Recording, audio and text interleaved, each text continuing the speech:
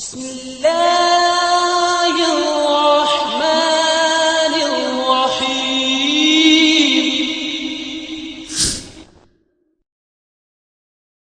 السلام عليكم ورحمة الله وبركاته. الحمد لله نحمده ونستعينه ونستغفره ونؤمن به ونتوكل عليه ونعوذ بالله من شرور أنفسنا ومن سيئات أعمالنا. من يهده الله فلا مضل له ومن يضلل فلا هادي له. وأشهد أن لا إله إلا الله وحده لا شريك له وأشهد أن محمدا عبده ورسوله. أما بعد أرسله بالحق بشيرا ونذيرا وداعيا إلى الله بإذنه سراجا ومنيرا. قال الله تعالى: يا أيها الذين آمنوا اتقوا الله حق تقاته ولا تموتن إلا وأنتم مسلمون. وقال أيضا: يا أيها الناس اتقوا ربكم الذي خلقكم من نفس واحدة وخلق منها زوجها وبث منهما رجالا كثيرا ونساء واتقوا الله الذي تساءلون به والأرحام إن الله كان عليكم رقيبا.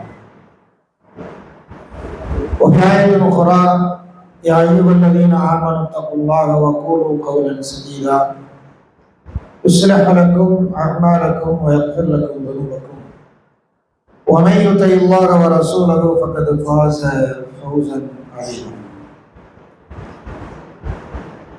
وقال نبينا محمد رسول الله صلى الله عليه وسلم: فإن أصدق الخير الحديث كتاب الله تعالى وأحسن الهدي هدي محمد صلى الله عليه وسلم وشر الأمور محدثاتها وكل محدثة بدعة وكل بدعة ضلالة وكل ضلالة في النار. அன்பார்ந்த சகோதரர்களே, சகோதரிகளே, தாய்மார்களே, பெரியவர்களே, அல்லாஹ் ஜல்ல ஷானஹு தஆலாவுடைய அளப்பெரும் பெருமையினால் இறைவனை பற்றியும் இறை தூதரை பற்றியும் இறை மார்க்கத்தை பற்றியும் அறிந்து கொள்ளக்கூடியதொரு அவை.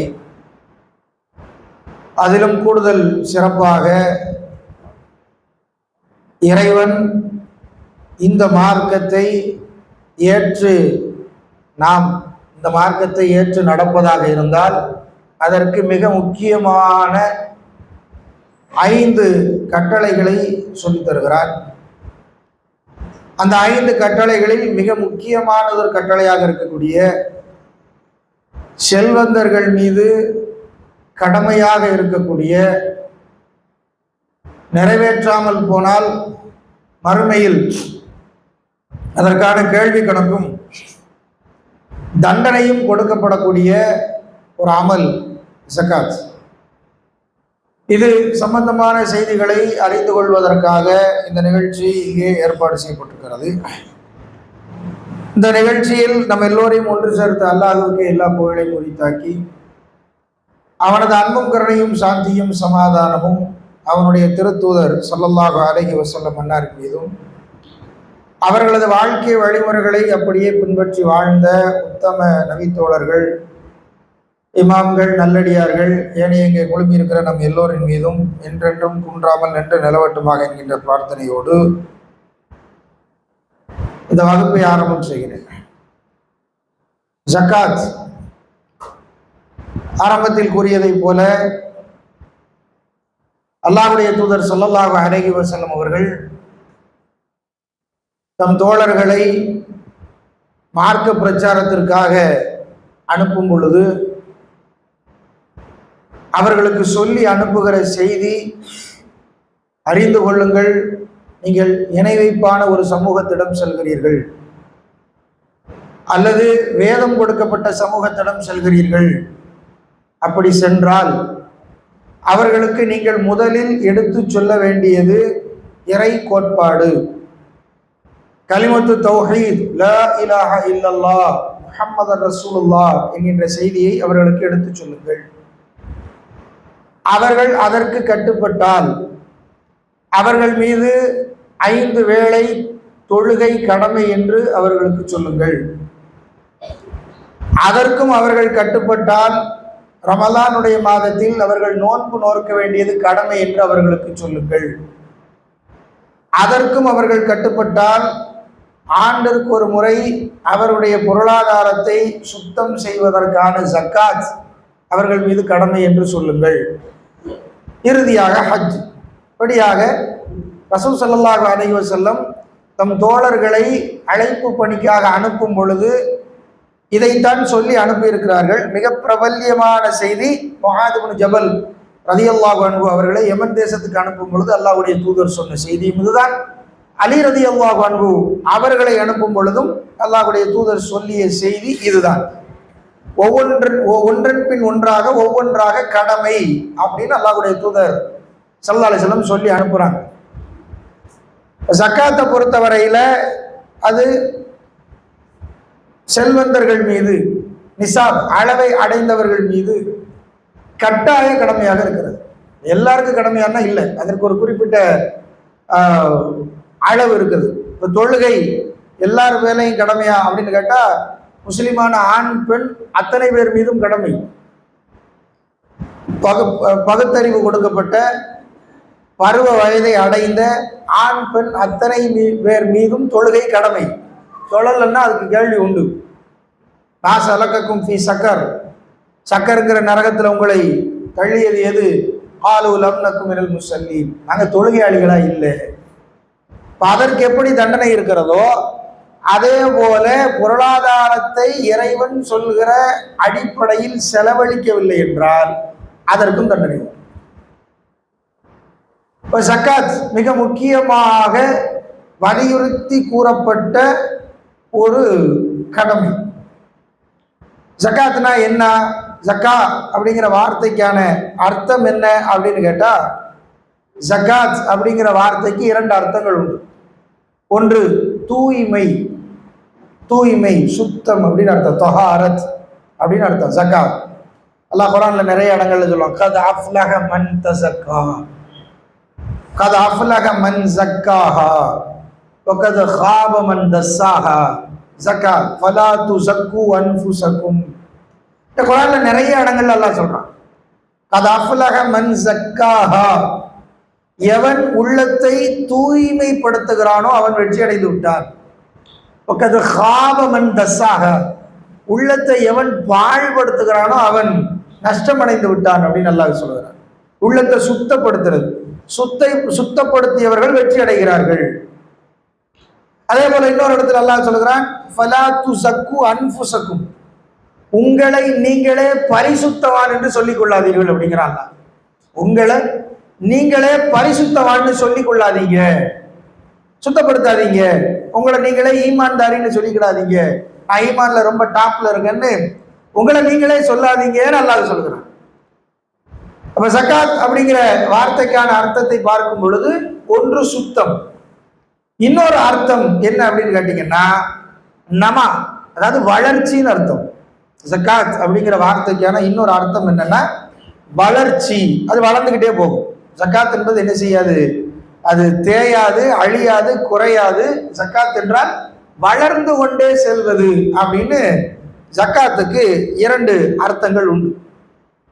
அல்லாஹ் திருமறை குர்ஆன்ல மிக முக்கியமான கடமையாகிய தொழுகையை எங்கெல்லாம் சொல்கிறானோ அதை தொட்டு தொடர்ந்து அடுத்து அல்லாஹ் சொல்கிற செய்தி எதுவாக இருக்கும் என்றால் ஜக்காத்தாகத்தான் இருக்கும். வஅகாமு ஸலா வஆத்து ஸகாத், யுகீமூன ஸலாத்த வயுத்தூன ஸகாத்த, இப்படித்தான் அல்லாஹ் பெரும்பாலும் நிறைய இடங்கள்ல சொல்கிறார். அவர்கள் எப்படிப்பட்டவர்கள் தெரியுமா? அகாமு ஸலா, தொழுகையை நிலைநிறுத்துவார்கள், வஆத்து ஸகாத், ஸகாத்தை வழங்குவார்கள். அல்லது எப்படி சொல்கிறான், யுகீமூன ஸலா, அவர்கள் தொழுகையை நிலைநிறுத்துவார்கள், வயுத்தூன ஸகாத், ஸகாத்தை வழங்கி வருவார்கள். இந்த இறைவனுக்கு கட்டுப்பட்ட இறை நெருக்கத்தை பெறுகிற மூமினான அடியார்களுடைய பண்புகளை குறித்து அல்லாஹ் சொல்லும் பொழுது அவர்கள் தொழுகையை நிலைநிறுத்தக்கூடியவர்கள், ஜக்காத்தை வழங்கக்கூடியவர்கள் அப்படின்னு அல்லாஹ் என்ன செய்கிறான், தொடர்ச்சியாக பல இடங்கள்ல ஜக்காத்தை வலியுறுத்தி நமக்கு என்ன செய்கிறார், சொல்லித் தருகிறார். அப்ப இந்த ஜக்காத் இவ்வளவு முக்கியமான இடத்தை வரலாறுல பிடித்திருக்கிறது, இறைவனுடைய வேதத்துல பிடிச்சிருக்குது. அந்த ஜக்காத்துக்கு இவ்வளவு தண்டனை இருக்குன்னு அல்லாஹ் எல்லாம் சொல்கிறான். அப்ப அதை முழுமையாக அறிந்து கொள்ள வேண்டியது ஒரு அவசியம். 10 ஆண்டு கால கணக்கு, 10 ஆண்டு 6 லட்சம் ரூபாயா? 2005 இருந்து 19 வருஷமா 6 லட்சம் ரூபாய் இது வரைக்கும் மொத்தமா வந்திருக்குது. மொத்தமா 6 லட்சம் ரூபாய் இங்க கணக்குல இருப்பதாக சொன்னார். இப்ப ஜக்காத்துனா என்ன, அது யார் மேல கடமை, எப்ப கடமை, எந்த பொருள் மேல கடமை, அதை யாருக்கு கொடுக்கணும், எப்ப கொடுக்கணும், எவ்வளவு கொடுக்கணும், எவ்வளவு இருந்தா கொடுக்கணும், அதை கொடுப்பதால் கிடைப்பது என்ன, அதை கொடுக்காமல் சேமித்து வைத்தால் அதனால் கிடைப்பது என்ன அப்படின்னு பல செய்திகள் அதற்குள்ள ஒளிந்து இருக்கிறது. இப்ப நம்ம மக்கள்கிட்ட இப்ப இருக்கக்கூடிய ஒரு மனநிலை என்னன்னா, இப்ப இந்த ஒரு நிலவரம் எனக்கு தெரியாது, பொதுவாக உள்ள மனநிலை என்ன அப்படின்னு கேட்டீங்கன்னா, ஜக்காத் அப்படிங்கிறது ரமலான் மாசத்துல கொடுக்கணும். ஜக்காத்துங்கிறது ரமலான் மாசத்துல கொடுக்கணும். அது எப்படி கொடுக்கணும், ஒரு 1000 ரூபாய், ஒரு 10,000 ரூபாய் அல்லது ஒரு 20,000 ரூபாய 20 அல்லது 50 தாளா சில்லறை மாற்றி வச்சுக்கிட்டு யாரெல்லாம் வீட்டுக்கு யாசகம் கேட்டு வராங்களோ அவங்களுக்கெல்லாம் 50 எடுத்து கொடுத்தா அந்த வருஷம் சக்காத்து கொடுத்து முடிச்சாச்சு. இது பல ஊர்களில் இதான் நிலவரம். அப்படி ரமலான் மாசத்துல யாசகம் கேட்பவர்களுக்காக கொடுக்கிற யாசகம் இன்னைக்கு எப்படி ஆயிடுச்சு, நான் சக்காத்து கொடுத்து முடிச்சுட்டேன் அப்படின்னு என்ன செஞ்சிடறாங்க, ரொம்ப ஈஸியா சொல்லி முடிச்சிடறாங்க. அல்லது அவங்களா ஒரு கணக்கு போட்டுக்கிறாங்க, ஒரு 10,000, ஒரு 20,000, ஒரு 50,000 ரூபாய் நம்ம இந்த வருஷம் சக்காத்து கொடுக்கணும் அப்படின்னு என்ன பண்றாங்க, ஒரு கணக்கு போட்டு அவங்களா கொடுத்துடுறாங்க. சரி, அப்படி கொடுக்கிற கணக்கு சரியா முறையா போய் சேருதா அப்படின்னு கேட்டா அதுலயும் ஒரு பிரச்சனை இருக்குது. என்ன பிரச்சனை இருக்குது, ஒரு 50,000 ரூபாய் இவர் சக்காத்து பணம் இவரா நினைச்சு எடுத்து ஒதுக்கி வச்சிருப்பாரு. அதை என்ன செய்வாரு, ஒரு 50 பேருக்கு 1000 ரூபாயா பிரிச்சு கொடுத்துருவாரு. 50,000 ரூபாய் சக்காத்து பணம்னு இருக்கும். அந்த 50,000 ரூபாய் என்ன செய்வார், எல்லாருக்கும் 1000 ரூபாய், ஒரு 50 பேரை செலக்ட் பண்ணி ஆளுக்கு 1000 ரூபான்னு பிரிச்சு கொடுத்துருவார். ஜக்காத்து கொடுத்து முடிச்சுட்டேன். இப்போ இது சரியான ஜக்காத்து முறையான கிடையாது. இது சரியான ஜக்காத்து முறையா அப்படின்னா கிடையாது.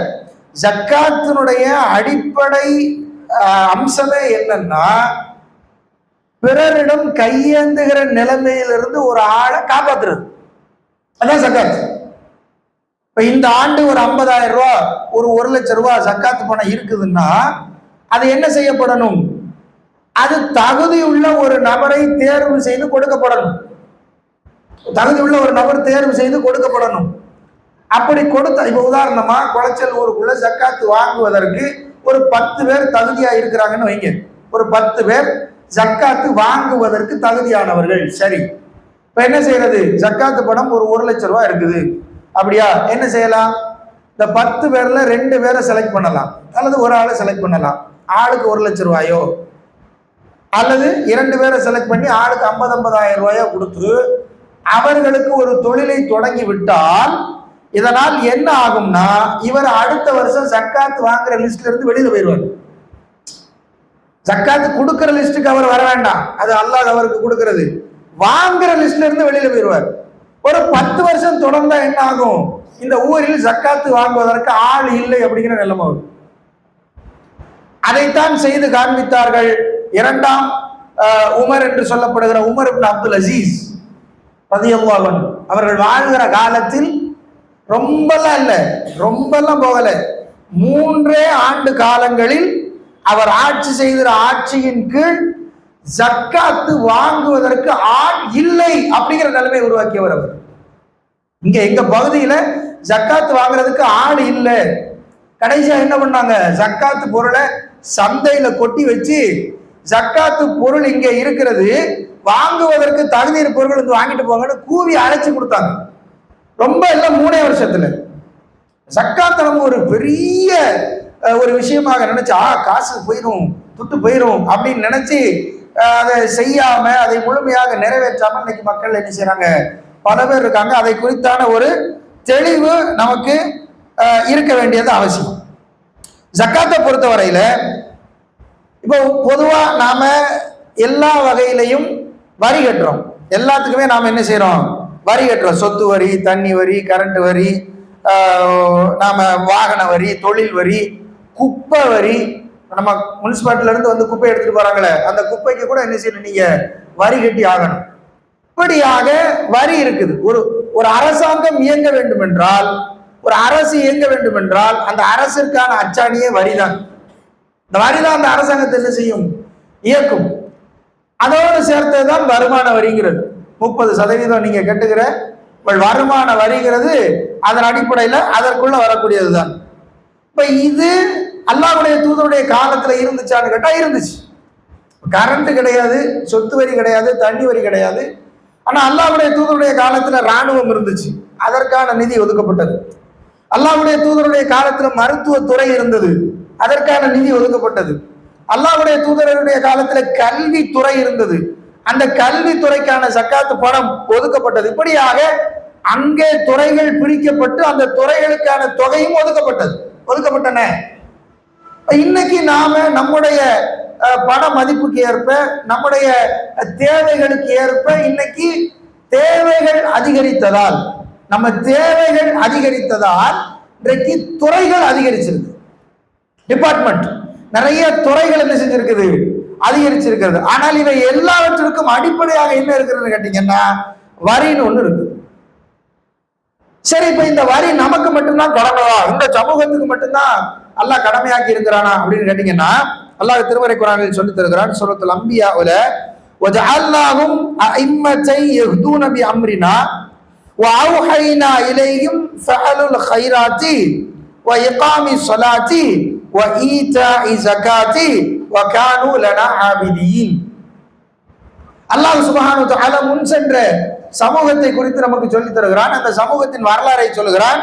வஜஅல்னாஹும் அஇம்மத்தை யஹ்தூன பி அம்ரினா, நம் கட்டளையின்பால் அவர்களை இந்த பூமியில் தலைவர்களாக ஆக்கினோம், அவர்களை இமாம்களாக நாம் ஆக்கினோம். வ அவ்ஹைனா இலைஹிம் ஃபஅலுல் கைராத், நன்மைகளை செய்ய வேண்டும் என்று அந்த மக்களுக்கு நாம் வஹி அறிவித்தோம். நன்மை என்றால் என்ன?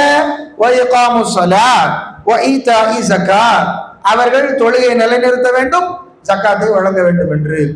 ஜக்காத்துங்கிறது இந்த சமூகத்திற்கு மட்டும் கடமை இல்லை, நமக்கு முன்னால இந்த உலகில் வாழ்ந்த சமூகங்களுக்கும் அல்லாஹ் ஜக்காத்தை கடமையாக ஆக்கி இருக்கிறான்.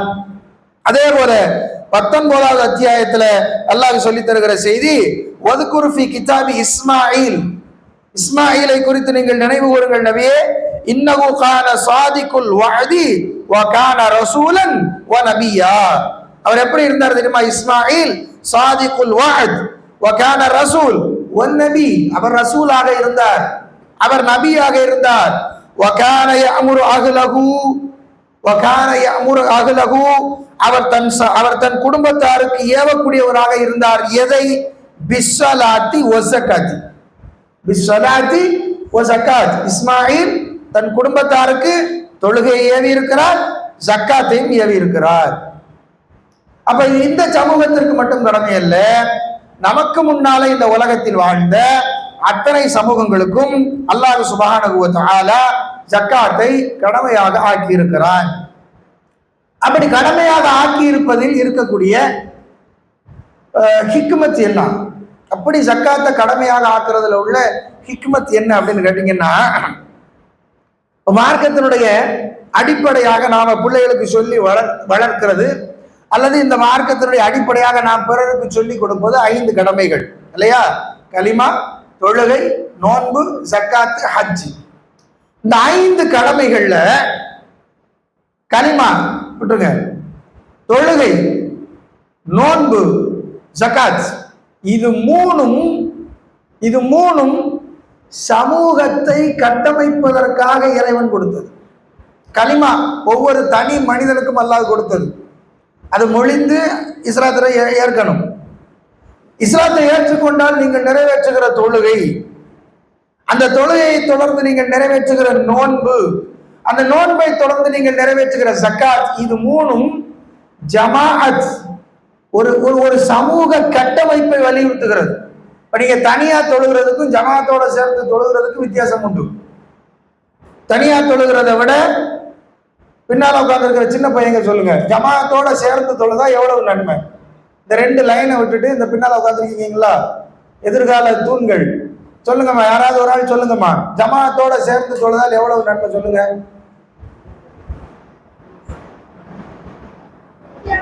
என்னம்மா? 27. மாஷா அல்லாஹ். யாரு கை? பேர் சொல்லு, பேர் சொல்லு. அஃப்ரோசா, அஃப்ராஸ் அகமது. அவருக்கு ஒரு பிரைஸ் கொடுத்துருங்க இன்ஷா அல்லாஹ். சரியா? 27 மடங்கு நன்மை தனி தொழுகைக்கும் ஜமாத்து தொழுகைக்கும் இடையில இருக்கிற வித்தியாசம். அதே போல ரமலான் நம்ம எல்லோரையும் ஒன்று சேர்க்கிற ஒரு இபாதத். அதே போல ஜக்காத், நான் கஷ்டப்பட்டு உழைச்சி சேர்த்த ஏன் காசு, நான் வேர்வை சிந்தி என் ரத்தத்தை சிந்தி நான் காய்ச்சல்ல படுத்து அல்லது நான் தலைவலியில இருந்து நான் கஷ்டப்பட்டு ஊரே தூங்கும் போது நான் முழிச்சிருந்து அல்லது ஊரே மனைவி மக்களோட சந்தோஷமா இருக்கும் பொழுது நான் எங்கேயோ பாலைவனத்துல கிடந்து வெந்து ஊரே பாதுகாப்பான சூழல்ல ஊருக்குள்ள வியாபாரம் பார்க்கும்போது நான் உயிரை கையில பிடிச்சிக்கிட்டு கடல்ல பயணம் பண்ணி நான் கப்பல்ல இருந்து பிளைட்ல இருந்து ட்ரெயின்ல இருந்து நடந்து ஓடி உட்கார்ந்து படுத்து பேசி சம்பாதிச்சேன்னா அதை நான் எப்படி பிறருக்கு கொடுக்க முடியும் அப்படின்னா, அதுல இருக்கிற மிகப்பெரிய செய்தி என்ன தெரியுமா? அதுல இருக்கிற மிகப்பெரிய செய்தி என்ன தெரியுமா? எப்பொழுது ஒருவன் அல்லது எந்த ஒரு சமூகம் தான் உழைத்த உழைப்பை, அந்த உழைப்பின் வெளிப்பாடாக தான் ஈட்டிய பொருளாதாரத்தை இன்னொருவனுக்கு கொடுத்து அழகு பார்க்கிறானோ, அந்த சமூகத்துல திருட்டுங்கிற செயல் இருக்காது, அந்த சமூகத்துல மோசடி இருக்காது, அந்த சமூகத்துல ஏமாத்துதல் இருக்காத. நான் உழைச்ச ஏன் காசை நானே மனமோந்து இன்னொருத்தனுக்கு கொடுக்கும் போது நான் திருட நினைப்பனா, நான் ஏமாத்த நினைப்பனா, நான் மோசடி செய்ய நானே கொடுக்கிறேன்னு. நான் உழைச்ச பணத்தை நானே 2 ரூபா 50 பைசா எடுத்து இன்னொருத்தனுக்கு கொடுத்துட்டு நான் இன்னொருத்தனுடைய 5 ரூபாய் எடுக்க ஆசைப்படுவேனா? எவ்வளவு பெரிய செய்தி அதுல இருக்குது. அதே போல நான் உழைத்த என் பொருளாதாரம், நான் உழைத்த என் பொருளாதாரம், அந்த பொருளாதாரத்தை இன்னொருத்தனுக்கு கொடுத்து அவனை மகிழ்ச்சி படுத்துவதன் மூலமாக எங்கோ ஒரு மூலையில் இருக்கிற என் கொள்கை சகோதரன் அவன் சந்தோஷமாக இருப்பான் என்றால் அது எப்படிப்பட்ட ஒரு சமூக கட்டமைப்பு, சமூக கட்டமைப்பு. இந்த சமூக கட்டமைப்பு மிக அவசியம், மிக குறிப்பாக பொருளாதாரத்துல. சில ஊர்கள் எல்லாம், இப்ப எங்க ஊரெல்லாம் எடுத்துட்டீங்கன்னா சுரண்டை, இப்ப நான் இருக்கிற ஊரெல்லாம் எடுத்துட்டீங்கன்னா சுபஹானல்லாஹ், அங்க அங்க அங்க வார வெட்டி, நாள் வெட்டி, மாச வெட்டிக்காரங்க எல்லாம் கணக்கு உண்டு. 10,000 ரூபாய் வேணும் அப்படின்னா 10,000 ரூபாய் ஒரு ஆட்டை கேட்டாங்கன்னா 9,000 ரூபாய் தான் கொடுப்பாங்க. 9,000 ரூபாய் வாங்கிக்கிட்டு திரும்ப எவ்வளவு இங்க கட்டணும்? 10,000 ரூபாய் கட்டணும். இதை டெய்லி கட்டலாம், வாரத்துக்கு ஒரு தொகையா கட்டலாம், மாசத்துக்கு ஒரு தொகையாக கட்டலாம். இஸ்லாமிய முஸ்லிம்கள் மட்டும் வாழக்கூடிய 100க்கு 100 முஸ்லிம்கள் மட்டும் வாழக்கூடிய தெரு, அந்த தெருக்குள்ள ஒரு நாளைக்கு 20ல இருந்து 30 பேர் போறாங்க தண்டல்காரன் வட்டி வாங்குறாங்க. 20ல இருந்து 30 பேர் சர்வ சாதாரணமாக இஸ்லாமிய தெருக்களுக்குள் செல்கிறார்கள். ஆண்கள் இல்லாத வீடுகளில் சென்று நிற்கிறார்கள். அங்கே அவரிடத்துல காசுகளை வசூல் பண்றாங்க. அப்படி காசு வசூல் பண்ணப்படலைன்னா, காசு இல்லைன்னா அவன் கேட்கறது தான் கேள்வி, பதில் சொல்லிதான் அவன், அதுக்கு வேற வழியே இல்லை. அவனை யாரும் கேட்கவும் முடியாது. கேட்க போனாங்கன்னா அப்ப நீ கூட அப்படின்னு கேட்பான். இப்ப இப்படியாக இந்த சமூகம் பொருளாதாரத்துல மிகப்பெரிய சிக்கல்ல சிக்கி இருக்கு. அப்ப இதெல்லாம் என்ன செய்யறது? சமூகமாக இவர்களை கட்டமைக்கணும். மத்த கொள்கையில இருப்பவர்களையோ மத்த மதங்கள்ல இருப்பவர்களையோ ஒன்று திரட்டணும். ஆனா இஸ்லாம் அப்படி இல்லை. நாம ஏற்கனவே ஒன்று திரண்டுதான் இருக்கிறோம். உங்கள் அமலை இறைவன் ஏற்றுக்கொள்கிற வகையில் நீங்கள் நிறைவேற்றணும் என்றால் அதை நீங்கள் ஜமாத்தோடு சேர்ந்து நிறைவேற்றினாத்தான் அல்லாஹ் ஏற்றுக்கிட்டே செய்யும். தனியாக வீட்டில் தொழுவதற்கு அனுமதி இருக்கிறதா? கிடையாது, அனுமதி கிடையாது. ஒரு சில நிர்பந்தங்கள் இருந்தாலே தவிர தனியா தொழக்கூடாது. பள்ளிவாசலில் பாங்கு சொல்லிவிட்டு தொழுகைக்காக ஒருவரை இமாமாக நியமித்து விட்டு என்னோடு சில இளைஞர்களை அழைத்து கொண்டு விறகுகளை சேகரிக்க சொல்லி பாங்கு சொன்னதற்கு பின்னால் யார் பள்ளிவாசலுக்கு வராமல் வீடுகளில் இருக்கிறார்களோ அவர்களை வீட்டோடு சேர்த்து தீட்டு கொளுத்த நான் ஆசைப்பட்டது உண்டுங்கிறாங்க ஸல்லல்லாஹு அலைஹி வஸல்லம். யாரு? அகிலத்தின் அருள் கொடை. ஒட்டுமொத்த உலக மக்களுக்கும் அச்சமூட்டி எச்சரிக்கை செய்யக்கூடியவர். கருணையின் பிறப்பிடம் ஸல்லல்லாஹு அலைஹி வஸல்லம் சொல்லுகிறார், உயிரோட தீய வச்சு கொளுத்திடும். எதுக்கு? ஜமாத்து தொழுகையை நீ தவற விட்டால், நீ ஜமாத்தை புறக்கணிச்சன்னா, தகுந்த காரணம் இல்லாம நீ ஜமாத்துக்கு வரலன்னா உன்னை வீட்டோட சேர்த்து தீய வச்சு கொளுத்திடும் நாங்க ஸல்லல்லாஹு அலைஹி வஸல்லம். அப்போ உங்கள் வணக்க வழிபாட்டை நீங்கள் நிறைவேற்றணும் என்றால் ஜமாஅத்தாக நிறைவேற்றினால் தான் அதற்கு மதிப்பு. அப்ப இந்த சமூகத்தையும் கட்டமைக்க வேண்டியது ஒவ்வொரு வசதி படைத்தவர்கள் மீது கடமை, ஒவ்வொரு வசதி படைத்தவர்கள் மீதும் கடமை. ஏன்னா அவ்வளவு சீக்கிரத்துல நாம கொடுக்க மாட்டோம், அவ்வளவு சீக்கிரத்துல நாம கொடுக்க மாட்டோம். அல்லாஹ்வுடைய தூதர் சொல்றாங்க ஸல்லல்லாஹு அலைஹி வஸல்லம், லவ் கான லிப்னி ஆதம வாதியானி மின ذهبி லா ஹப்ப அன் யகூன லஹு சாலிசன். ஆதமுடைய மகனுக்கு 2 தங்க ஓடைகள் இருந்தால் அவன் என்ன செய்வான் தெரியுமா? 3ஆவதாக ஒண்ணு இருக்குமான்னு விரும்புவான். தங்க ஓடை, தங்கம் 2 ஓடை இருந்தால், தண்ணி ஓடுகிற 2 ஓடை இருந்தாலே ஒருத்தனுக்கு போதுமானது. தங்க ஓடை 2 இருந்தா 3ஆவதாக ஒன்றை விரும்புவான். வலா யம்லஉ ஃபாஹு இல்ல துராப, அவன் வாய மண்ணை தவிர வேற எதுவுமே நிரப்பாது அப்படிங்கிறான். ஆதமுடைய மகனின் வாயை மண்ணை தவிர வேற எதுவுமே, மண்ணுக்குள்ள போற வரைக்கும் அவனுக்கு இப்படித்தான் ஆசை இருக்கும். நாங்க ஸல்லல்லாஹு அலைஹி வஸல்லம், மண்ணுக்குள்ள வைக்கிற வரைக்கும் ஒரு மனிதனுக்கு ஆசை இதுதான். கொடுக்க மாட்டான், அவனுக்கு மனசு வராது. அதைத்தான் முதலாளித்துவம் அப்படிங்கிறாங்க, அதைத்தான் முதலாளித்துவம் அப்படிங்கிறாங்க. அந்த முதலாளித்துவத்திற்கு பதில் கொடுக்கிற வகையில தான் அல்லாஹ் குர்ஆன்ல சொல்லி தருகிறான், மா ஆஃபா அல்லாஹு அலா ரசூலிஹி மின் அஹ்லில் குரா ஃபலில்லாஹி வலி ரசூலி வதில் குர்பா வல் யதாமா வல் மசாகின வபினி சபீலி கஅன் கைலா யகூன தூலதன் பைனல் அக்னியா மின்கும் வமா ஆதாகுமுர் ரசூலு ஃபஹுதுஹு வமா நஹாகும் அன்ஹு ஃபன்தஹு. அல்லாஹ் சொல்லுகிற செய்தி, அந்த ஊராரிடம் இருந்தவற்றில் அல்லாஹ் தன் தூதருக்கு கொடுத்தவை எதெல்லாம்னு கேட்டீங்கன்னா, அல்லாஹ்வுக்கும் அவன் தூதருக்கும் உறவினர்களுக்கும் அனாதைகளுக்கும் ஏழைகளுக்கும் வழிபோக்கருக்கும் ஆகும். மேலும் உங்களில் உள்ள செல்வந்தர்களுக்கு உள்ளேயே செல்வம் சுற்றி கொண்டிருக்காமல் இருப்பதற்காக. செல்வந்தர்களுக்கு மத்தியிலே என்ன செய்யக்கூடாது? செல்வம் சுத்தக்கூடாது. காசும் பணமும் செல்வந்தர்களுக்கு மத்தியிலேயே சுத்தக்கூடாது. அது யாருக்கு போய் சேரணும்? அது ஏழைகளுக்கு போய் சேரணும். அது அழுக்கு. ஏன் ஜக்காத்துன்னு அல்லாஹ் அதுக்கு பேர் வச்சான்? ஏன் தூய்மைங்கிற வார்த்தை நாம் அதுக்கு பெயராக சூட்டப்பட்டது தெரியுமா? அது உங்கள் பொருளாதாரத்தின் அழுக்கு, அதை நீங்க சுத்தப்படுத்தணும். அது உங்க பொருளாதாரத்தில், உங்க தங்கத்துல, உங்க வெள்ளியில நீங்க சேர்த்து வச்சிருக்கிற காசுல அடைஞ்சிருக்கிற அழுக்கு, அதை நீங்க சுத்தப்படுத்தி ஆகணும். அதனாலதான் அதுக்கு ஜக்காங்கிற பேர் அல்லாஹ் வச்சிருக்கிறான். அது செல்வந்தர்களுக்கு உள்ள சுத்தக்கூடாது, அது வறியவர்கள், அது ஏழைகளுக்கு கொடுக்கப்படணும், அது வேலைக்காரனுக்கு கொடுக்கப்படணும், அது தகுதி உள்ளவர்களுக்கு. இதுதான் கம்யூனிசம். உலகின் ஆகச்சிறந்த கம்யூனிசம் இஸ்லாம் தான். உலகின் ஆகச்சிறந்த கம்யூனிசவாதி முகமது ரசூலுல்லாஹி ஸல்லல்லாஹு அலைஹி வஸல்லம். இன்னைக்கு கம்யூனிசம் பேசுகிறார்கள் இல்லையா? இன்னைக்கு கம்யூனிசம் என்ன? எல்லோரும் எல்லாமும் பெற வேண்டும், இங்கு இல்லாம இல்லாத நில வேண்டும், வல்லான் பொருள் குவிக்கும் பொது உடைமை, வல்லான் பொருள் குவிக்கும் தனி உடைமை நீங்கி வர வேண்டும், திருநாட்டில் பொது உடைமை கொள்கை. எல்லோரும் எல்லாமும் பெற வேண்டும், எல்லாருக்கும் எல்லாம் கிடைக்கணும், இங்கு இல்லாம இல்லாத நிலை வேண்டும், யாருக்கு எதுவும் இல்லைன்னு சொல்லக்கூடாது. வல்லான் பொருள் குவிக்கும் தனி உடைமை. ஒருத்தன் கையிலேயே போய் காசு சேர்றது, ஒருத்தன் கையிலேயே போய் பொருளாதாரம் குவிகிறது. கடைசியில் அவன் என்ன செய்வான்? மொத்தமும் திவால் ஆயிருச்சு அல்லது மொத்தமும் கடன் ஆயிருச்சு, நஷ்டம் ஆயிருச்சுன்னு சொல்லிட்டு அவன் பாட்டில் கிளம்பி வெளிநாட்டை பார்த்து போயிடுவான்.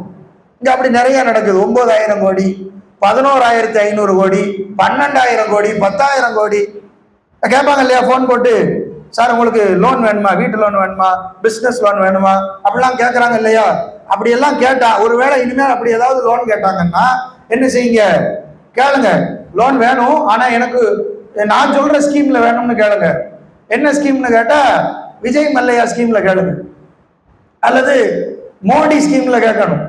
மோடினா லலித் மோடி, நீரவ் மோடி, அந்த ஸ்கீம். அது என்ன ஸ்கீமு? 100,000 லட்சம்லாம் கிடையாது. கோடியும் 1-2 கோடியெல்லாம் இல்லை, 5,000 கோடி, 10,000 கோடி, 20,000 கோடி தான். வாங்கிட்டு நஷ்டம் அடைஞ்சுன்னு சொல்லிட்டு வெளிநாட்டை பார்த்து போயிட வேண்டியதுதான். என்னடா தொழில் பண்ணா? அப்படி என்ன தொழில்? 9,000 கோடி வாங்கி என்ன தொழில் பண்ணான்னு கேட்டா, சாராயம் காய்ச்சி வித்துருக்கான். சாராயம் காய்ச்சி வித்துட்டு நஷ்டம்ங்கிறான், கொடுத்த பேங்கு நஷ்டம்ங்கிறான், காய்ச்சி வித்தவனும் நஷ்டம்ங்கிறான், வாங்கி குடிச்சவனும் நஷ்டம்ங்கிறான். எவன்கிட்ட போச்சுன்னே தெரியல. 9,000 கோடி கொடுத்த பேங்குக்காரன் நஷ்டம், காய்ச்சி வித்தவன் நஷ்டம், வாங்கி குடிச்சவன் டெய்லி 600 ரூபாய்க்கு சம்பாதிக்கிறானே. அன்பார்ந்த சகோதர சகோதரிகளே, அப்போ இஸ்லாம் என்ன சொல்கிறது என்று கேட்டால்,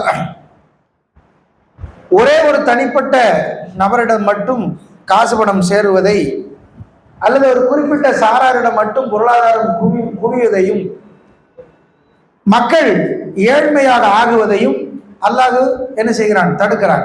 அதற்கு ஆகச் சிறந்த ஒரு வழிமுறை தான் இந்த ஜகாத்.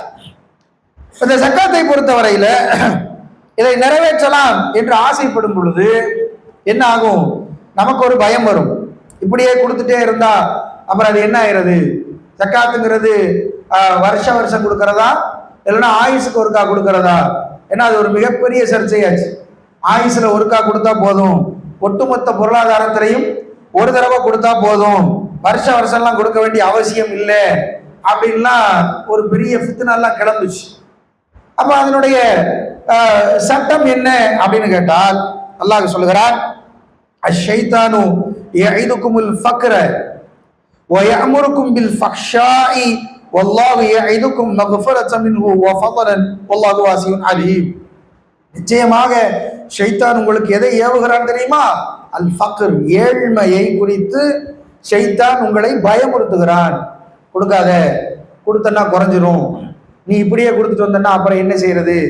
நீயே இப்பந்தான் ஓரளவுக்கு தொழில் பண்ணி மேலே வர, நீயே இப்பந்தான் ஓரளவுக்கு சேர்த்து வச்சிருக்க, நீயே இப்பந்தான் ஓரளவுக்கு சரியா இருக்க, நல்லா இருக்க, நீ கொடுத்தன்னா என்ன? இப்படியே ஷைத்தான் என்ன செய்வான்? ஏழ்மையை நமக்கு ஏவுவான். சரி, அப்படி ஏவுவதால் அதற்கு கட்டுப்பட்டுக்கிட்டு ஜக்காத்தை கொடுக்காம இருந்தா அதற்கு இறைவன் சொல்லுகிற தண்டனை என்ன? அல்லாஹ் சொல்லி தருகிறான், வல்லதீன யக்னிசூன الذهب والفضة ولا ينفقونها في سبيل الله فبشرهم بعذاب أليم. நபியே, யார் செல்வத்தை பிறருக்கு செலவு செய்யாமல் தங்கத்தையும் வெள்ளியையும் சேமித்துக் கொள்கிறார்களோ அவர்களுக்கு சொல்லுங்கள், ஃபபஷ்ஷிருஹும் பிஅதாபின் அலீம், இழிவு தருகிற வேதனை அவர்களுக்கு உண்டுன்னு நீங்க நற்செய்தி சொல்லுங்கன்னு அல்லாஹ் சொல்கிறார். மக்களுக்கு அல்லாஹ்வுடைய பாதையில கொடுக்காம நீ தங்கத்தையும் வெள்ளியையும் சேர்த்து வச்சன்னா அது உனக்கு வேதனை. அது எப்படியான வேதனை தெரியுமா? யௌம யுஹ்மா அலைஹா ஃபின்னாரி ஜஹன்னம, அது நாளை மறுமை நாளில் நரக நெருப்பில் உருக்கப்பட்டு ஃபதுக்வா பிஹா ஜிபாஹுகும் வ ஜுலூபுகும் வ ஸுஹூருகும் ஹாதா மா கனஸ்தும் லிஅன்ஃபுசிக்கும் ஃபதுகு மா குன்தும் தக்னிசூன். அது என்ன தெரியுமா? மறுமையில் நரக நெருப்பில் அது உருக்கப்பட்டு உங்கள் நெற்றியிலும் உங்கள் விலாப்புறங்களிலும் உங்கள் முதுகுகளிலும் சூடு ஓடப்படும் அல்லாஹ் சொல்லுகிறான். தங்கத்தை உருக்கி, தங்கத்தை குழம்பா உருக்கி அது நெத்தியிலையும் விலாவிலையும் முதுகலையும் சூடு போடப்படும் அப்படின்னு அல்லாஹ் என்ன செய்கிறான்? திருமறை குர்ஆன்ல சொல்லி தருகிறான். தங்கத்தையும் வெள்ளியையும் சேர்த்து வைக்கிற மக்களுக்கு, பிறருக்கு கொடுக்காமல் சேர்த்து வைக்கிற மக்களுக்கு அல்லாஹ் என்ன செய்கிறான்? இப்படியானதொரு தண்டனையை சொல்லி தருகிறான். அடுத்ததாக இறைவன் சொல்லி தருகிற செய்தி, ஜக்காத்தினுடைய நோக்கத்தை குறித்து அல்லாஹ் சொல்கிறான், ஹுது மின் அம்வாலிஹிம் ஸதகத்தன், ஹுது மின் அம்வாலிஹிம் ஸதகத்தன். நபியே, அந்த மக்களுடைய பொருளாதாரத்திலிருந்து ஜக்காத்தை ஹுது, ஹுதுனா என்ன அர்த்தம் தெரியுமா? எடுங்கன்னு அர்த்தம். வாங்குங்க இல்ல, எடுங்க. எடுங்கன்னா என்ன அர்த்தம்? எடுங்க அப்படிங்கிறதுக்கும் வாங்குங்க அப்படிங்கிறதுக்கும் வித்தியாசம் உண்டு. வாங்குங்க அப்படின்னா கேட்போம், அவர் விரும்பினா தருவார், இல்லைன்னா தரமாட்டார், அதான் வாங்குறது. எடுங்கன்னா என்ன அர்த்தம்? அவர் விரும்பினாலும் விரும்பலனாலும் எடுன்னு அர்த்தம். ஹுதுனா எடுங்க, அவன் விரும்பினாலும் சரி விரும்பலனாலும் சரி அது எடுத்து ஆகப்பட வேண்டும். எடுத்து எதுக்காக எடுக்கணும்? துதஹிரஹும் வ துஸக்கிஹிம் பிஹா, அவர்களை சுத்தப்படுத்துவதற்காக. வ துதஹிரஹும் வ துஸக்கிஹிம், தஹாரத்துனாலும் சுத்தம் தான், து சக்கீஹிம்னாலும் சுத்தம் தான். தஹாரத் அப்படின்னாலும் அரபில சுத்தம்னு தான் அர்த்தம். து சக்கீஹிம் அப்படின்னாலும் சுத்தப்படுத்துறது தான் அர்த்தம். எதுக்கு ஒரே இடத்துல அல்லாஹ் ரெண்டு வார்த்தையை பயன்படுத்தணும்? ஒன்று து தஹீரும்னு சொல்லி முடிச்சிடணும், து சக்கீஹிம்னு சொல்லி முடிச்சிடலாம். ரெண்டு வார்த்தையை அல்லாஹ் எதுக்கு சேர்த்தாப்புல ஒரே இடத்துல சொல்கிறான்? து தஹீருஹும் என்பது அவர்களை உள்ள ரீதியாக சுத்தப்படுத்துவதற்காக, து சக்கீஹிம் என்பது அவர்கள் பொருளாதாரத்தை சுத்தப்படுத்துவதற்காக. இந்த வசனத்துல ரெண்டு சுத்தம் தொடர்ச்சியாக வருவதற்கான காரணம் என்ன? ஒரு சுத்தம் மக்களுடைய உள்ளத்தை சுத்தப்படுத்துவதற்காக. இது நமக்குள்ளது இல்லை, இது நம்ம சம்பாதிச்சது இல்லை, இது நம்ம ஆற்றல் இல்லை, இது நம்ம அறிவு இல்லை, இது நம்ம சக்தி இல்லை, இது அல்லாஹ் கொடுத்தது, இது அல்லாஹ் கொடுத்ததுன்னு ஒன்னு நீ சுத்தப்படுத்தணும் முதல்ல. அடுத்து அந்த பொருளாதாரத்தை சுத்தப்படுத்தணும். அப்போ உன்னையும் சுத்தப்படுத்தி உன் பொருளாதாரத்தையும் என்ன செய்யப்படணும்? சுத்தப்படுத்தப்பட வேண்டும் என்பதற்காக அல்லாஹ் என்ன செய்கிறான்? அதை நமக்கு சொல்லி தருகிறான். ரைட். இப்ப அடுத்ததாக என்ன செய்யறோம்? ஜக்காத்தினுடைய அளவு. இப்ப இதெல்லாம் ஜக்காத்தினுடைய முக்கியத்துவம். ஜக்காத்துனா என்ன, அதனுடைய முக்கியத்துவம் என்ன, நிறைவேற்றினா என்ன நன்மை, நிறைவேற்றலைன்னா என்ன தீமைங்கிறத பார்த்திருக்கிறோம். இப்ப இன்ஷா அல்லாஹ் என்ன செய்யறோம்? அதனுடைய சட்டதிட்டங்களை என்ன செய்வோம்? இன்ஷா அல்லாஹ் பார்ப்போம். அதாவது ஜக்காத்தை பொறுத்தவரையில ரசூல் ஸல்லல்லாஹு அலைஹி வஸல்லம் உடைய காலத்துல ஒரு செல்வம் இருந்துச்சு. இப்ப நம்ம காலத்துல செல்வங்கள் வேற. அல்லாஹ்வுடைய தூதர் காலத்துல இருந்த செல்வமும் நம்ம காலத்துல இருந்த செல்வமும் ஒன்னான்னு கேட்டீங்கன்னா இல்ல. ஏன்? இப்ப நம்ம காலத்துல நம்மள்ட்ட இருக்கிற செல்வம் எது? இப்ப நாம எப்படி செல்வத்தை பரிமாறுகிறோம்? எதன் மூலமாக பரிமாறுகிறோம்? நம்ம எப்படி செல்வத்தை பரிமாறுகிறோம் சொல்லுங்க. இப்ப என்னெல்லாம் செல்வம் நம்ம காலத்துல? செல்வம்னா என்னது? எதிர இப்ப நம்ம காலத்துல பொருளாதாரங்கிறது என்னது? நோட்டு, ரூபா நோட்டு, சில்லற ரூபா நோட்டு. தங்கத்துல அடிச்சாங்க, பின்ன வெள்ளியில் அடிச்சாங்க, அப்புறம் செம்புல அடிச்சாங்க, பின்ன பித்தளையில வந்துச்சு, இப்ப இரும்புல வந்து நிக்குது. ஏன்? மனுஷன் மேல அவ்வளவுதான் நம்பிக்கை. மனுஷன் மேல தங்கத்துல அடிச்ச நாணயம் இரும்பு வரைக்கும் வந்துருச்சு. அவ்வளவுதான் மனுஷன் மேல இப்ப நம்பிக்கை. பேப்பர் ஆயிடுச்சு. இப்போ ஸல்லல்லாஹு அலைஹி வஸல்லம் காலத்துல இந்த பேப்பர் இருந்துச்சான்னு கேட்டா கிடையாது. ரசூலுல்லாஹி காலத்துல காசு கிடையாது, பேப்பர் கிடையாது. அல்லாஹ்வுடைய தூதருடைய காலத்தில் இருந்த செல்வங்களுங்கிறது என்னது? தங்கம் இருந்தது, வெள்ளி இருந்தது, கால்நடைகள் இருந்தன, தானியங்கள் இருந்தது. இதுதான் ஸல்லல்லாஹு அலைஹி வஸல்லம் காலத்துல செல்வம். பணம்லாம் கிடையாது, ரூபா நோட்டெல்லாம் அல்லாஹ்வுடைய தூதருடைய காலத்துல கிடையாது. ரசூல் ஸல்லல்லாஹு அலைஹி வஸல்லம் காலத்தில் இருந்த தொழில் முறைகளும் இப்ப இருக்கிற தொழில் முறைகள் அல்ல, வேற. அல்லது அந்த தொழில் முறைகள் இப்பவும் இருக்குது, அதோட சேர்த்து நாம இன்னும் கொஞ்சம் கூடுதலாக தொழிலை நாம் என்ன செஞ்சிருக்கிறோம்? சேர்த்து இருக்கிறோம். என்ன தொழிலாம் சேர்த்து இருக்கிறோம்? வாடகை. இன்னைக்கு அது தொழிலா மாறிடுச்சு. 10 வீடு கட்டி போட்டு, 10 கடையை கட்டி போட்டு மாத வாடகையை வாங்கி அது ஒரு வருமானமா இப்ப நடந்துகிட்டு இருக்குது. ஸல்லல்லாஹு அலைஹி வஸல்லம் காலத்துல இது இருந்துச்சான்னா கிடையாது. ரியல் எஸ்டேட் இப்போ மிகப்பெரிய தொழில். ஒரு ஒரு குறைந்த நாட்களுக்குள்ள ஒரு மனிதனுடைய பொருளாதாரத்தை அப்படியே தலைகீழ மாத்துகிற தொழில் எதுன்னு கேட்டீங்கன்னா ரியல் எஸ்டேட். இது ஸல்லல்லாஹு அலைஹி வஸல்லம் காலத்துல இருந்துச்சான்னு கேட்டா கிடையாது. இப்ப அது இருக்குது. இப்போ தொழில்களும் வளர்ந்து இருக்குது, வேலைகள் வளர்ந்து இருக்குது. அப்ப இருந்த வேலைக்கும் இப்ப இருந்த வேலைக்கும் நிறைய வித்தியாசங்கள் இருக்குது. அப்ப இருந்த செல்வத்திற்கும் இப்ப இருந்த செல்வத்துக்கு நிறைய வித்தியாசம் இருக்குது. இந்த செல்வங்களுக்கு மத்தியில ஜக்காத்தை நாம எப்படி கணக்கில் கொள்றது அப்படின்னு பார்த்தோம்னா, இப்ப ஸல்லல்லாஹு அலைஹி வஸல்லம் காலத்துல தங்கம், வெள்ளி, கால்நடைகள், குதிரை அல்லது ஒட்டகம் அல்லது ஆடு, மாடு, அப்புறமாக தானியங்கள். இந்த ஜக்காத்தினுடைய ஒரு மிகப்பெரிய ஆச்சரியம் என்னன்னு கேட்டா, இந்த அளவிற்கு வலியுறுத்தி சொன்ன ஸல்லல்லாஹு அலைஹி வஸல்லம், இவ்வளவு வலியுறுத்தி சொன்ன குர்ஆன் அல்லாஹ்வுடைய தூதர் செய்யாத ஒரு அமல். ரசூல் ஸல்லல்லாஹு அலைஹி வஸல்லம் என்ன செஞ்சது கிடையாது? ஜக்காத் கொடுத்ததே கிடையாது.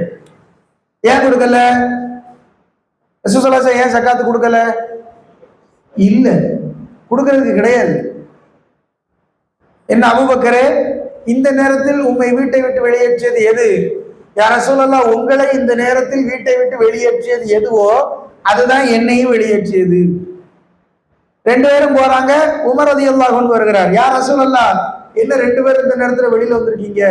உங்கள் இருவரையும் வெளியேற்றியது எது? உமரே, உம்மை எது வெளியேற்றியதோ அதுதான் எங்கள் இருவரை வெளியேற்றியது. என்னது வெளியேற்றுச்சு? பசி, சாப்பாடு இல்லை வீட்டுல சாப்பாடு இல்லை. சுபுகு தொழுதுட்டு வீட்டிற்கு செல்லுகிறார்கள் ஸல்லல்லாஹு அலைஹி வஸல்லம். ஆயிஷாவே, உண்பதற்கு ஏதாவது இருக்கிறதா? உங்களை தூதராக அனுப்பிய இறைவன் மீது சத்தியமாக தண்ணியை தவிர என்பது வேற எதுவுமே கிடையாது. அப்படியா என்றால் நான் நோன்பு நோற்றுக் கொள்கிறேன். நாங்கள் சொன்னோம், அப்படின்னா நான் நோன்பு நோற்றுக்கிறேன். தொடர்ந்து 3 நாட்கள் அல்லாஹ்வுடைய தூதர் ஸல்லல்லாஹு அலைஹி வஸல்லம் அவர்கள் வயிறு நிரம்ப சாப்பிட்டது கிடையாது. அல்லாஹ்வுடைய தூதர் ஸல்லல்லாஹு அலைஹி வஸல்லம் அவர்கள் உணவு மேசையில் அமர்ந்து உணவு உண்டது கிடையாது. அல்லாஹ்வுடைய தூதர் ஸல்லல்லாஹு அலைஹி வஸல்லம் அவர்கள் நெய் தடவப்பட்ட ரொட்டியை சாப்பிட்டது கிடையாது. அல்லாஹ்வுடைய தூதர் ஸல்லல்லாஹு அலைஹி வஸல்லம் அவர்கள் சலிக்கப்பட்ட மாவில் ரொட்டி சுட்டு சாப்பிட்டது கிடையாது. அல்லாஹ்வுடைய தூதருடைய வீட்டின் அடுப்பில் பூனை உறங்கியது. சகாபாக்கள் எல்லோரும் பசியின் கொடுமையால் வயிற்றில் ஒரு கல்லை கட்டியிருந்தால் அல்லாஹ்வுடைய தூதர் ஸல்லல்லாஹு அலைஹி வஸல்லம் அவர்கள் தன் வயிற்றில் 2 கல்லை கட்டியிருந்தார்கள். அது 7 அல்லாஹ்வுடைய தூதருக்கு இருந்தது. அதனால ஸல்லல்லாஹு அலைஹி வஸல்லம் அவர்கள் என்ன செய்யல?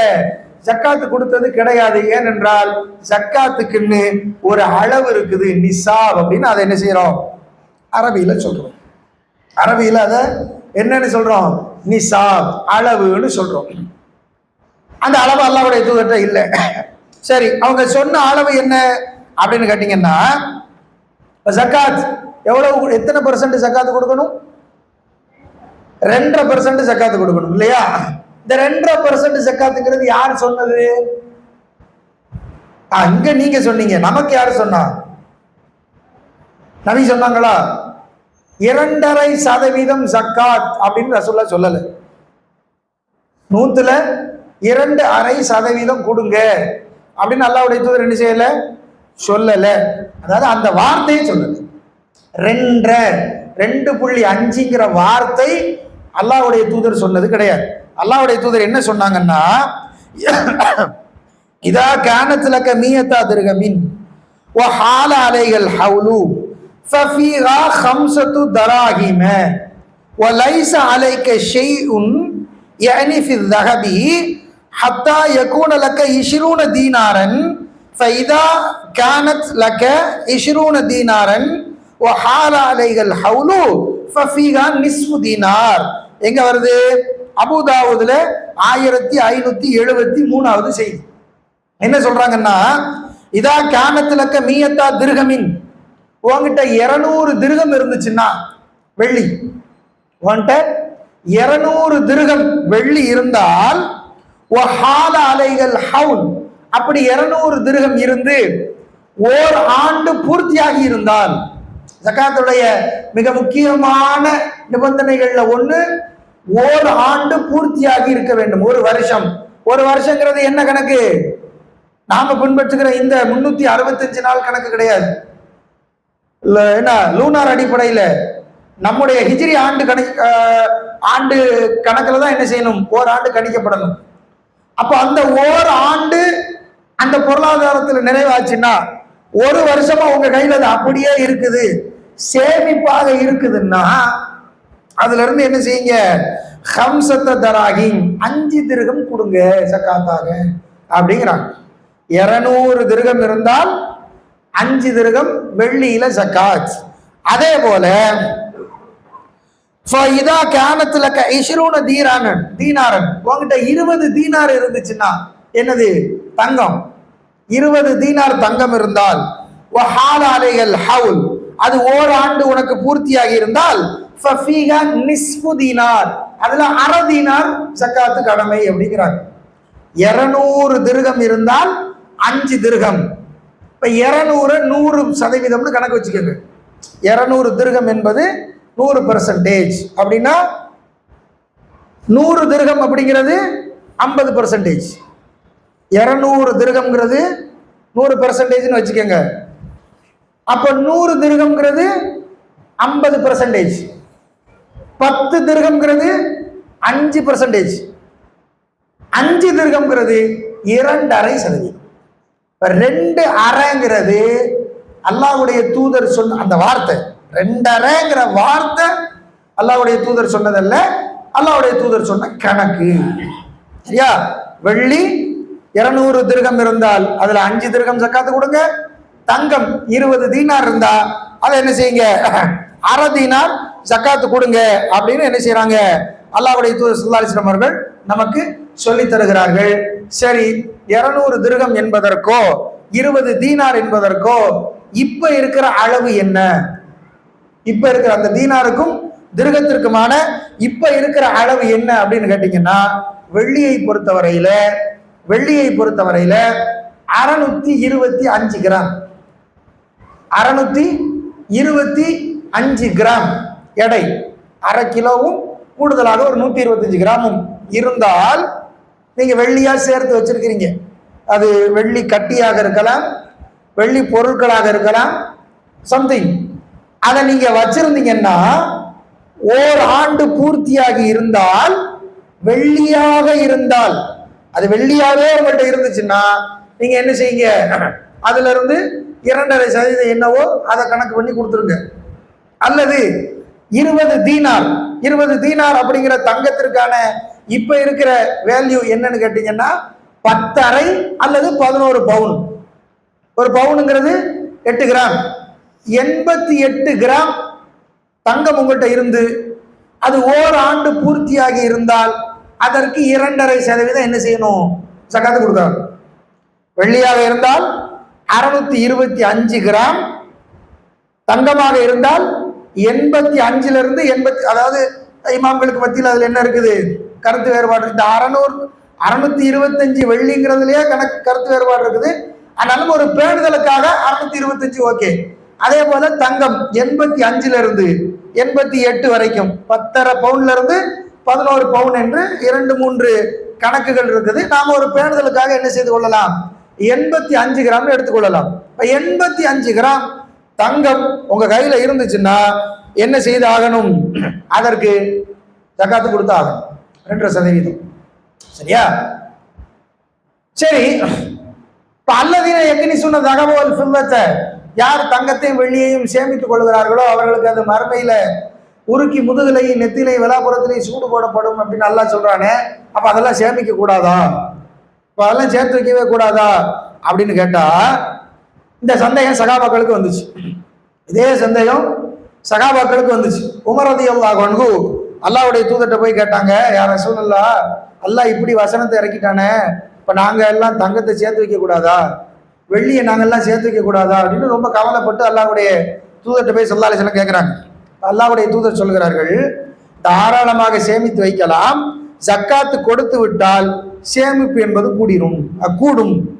அதுக்கான ஜக்காத்தை நீங்க கொடுத்துட்டீங்கன்னா நீங்க 85 கிராம் இல்ல, நீங்க 850 கிராம்னாலும் சேர்த்து வச்சுக்கணும். எங்கேயாவது மார்க்கத்துல எங்கேயாவது நீ இவ்வளவுதான் சம்பாதிக்கணும் அப்படின்னு எங்கேயாவது ஒரு வரையறை இருக்கான்னு பாருங்க, யோசிச்சு பாருங்க. குரான்லயாவது ஹதீஸ்லயாவது 1 கோடி ரூபா தான் ஒரு முஸ்லீம் அதிகபட்சமா சொத்து சேர்க்கணும், அதுக்கு மேல சேர்க்கக்கூடாதுன்னு எங்கேயாவது இருக்குதா? 100 கோடி ரூபா தான் நீங்க சொத்து சேர்க்கணும், அதுக்கு மேல சேர்க்கக்கூடாதுன்னு எங்கேயாவது சட்டம் எங்கேயாவது சொல்லப்பட்டிருக்கான்னு பாருங்க, எங்கேயும் கிடையாது.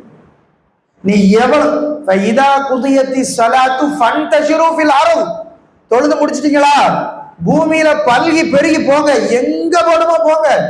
வபுத்தகு மின் ஃபதுலில்லாஹ், அல்லாஹ்வுடைய அருள்ல தேடுங்கங்கற அல்லாஹ். காசு பணத்தை அல்லாஹ் அருள் அப்படிங்கிறான், அது அருள். வபுத்தகு தேடு. நீ எங்கே உன் கல்வியை கொண்டு, உன் அனுபவத்தை கொண்டு, உன் ஆற்றலை கொண்டு, உன்னுடைய தொழில் திறமையை கொண்டு நீ எத்தனை கோடி ரூபானாலும் சம்பாதிச்சுக்க.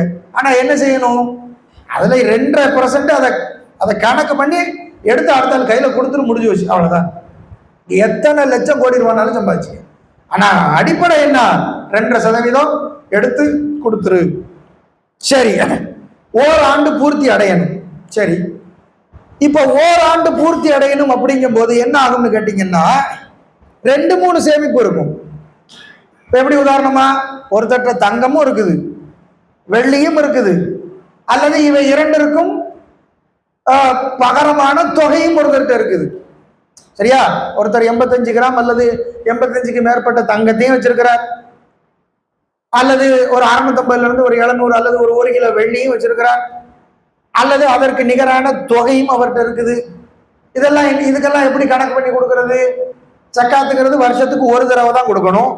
அந்த ஒரு தடவைங்கிறத எப்படி கணக்கு பண்றது? இப்போ உதாரணமா, இப்போ போன வருஷம் ஜனவரி மாதம் உங்கள்கிட்ட ஒரு 100 கிராம் தங்கம் இருந்துச்சுன்னு வச்சுக்கிடுங்க.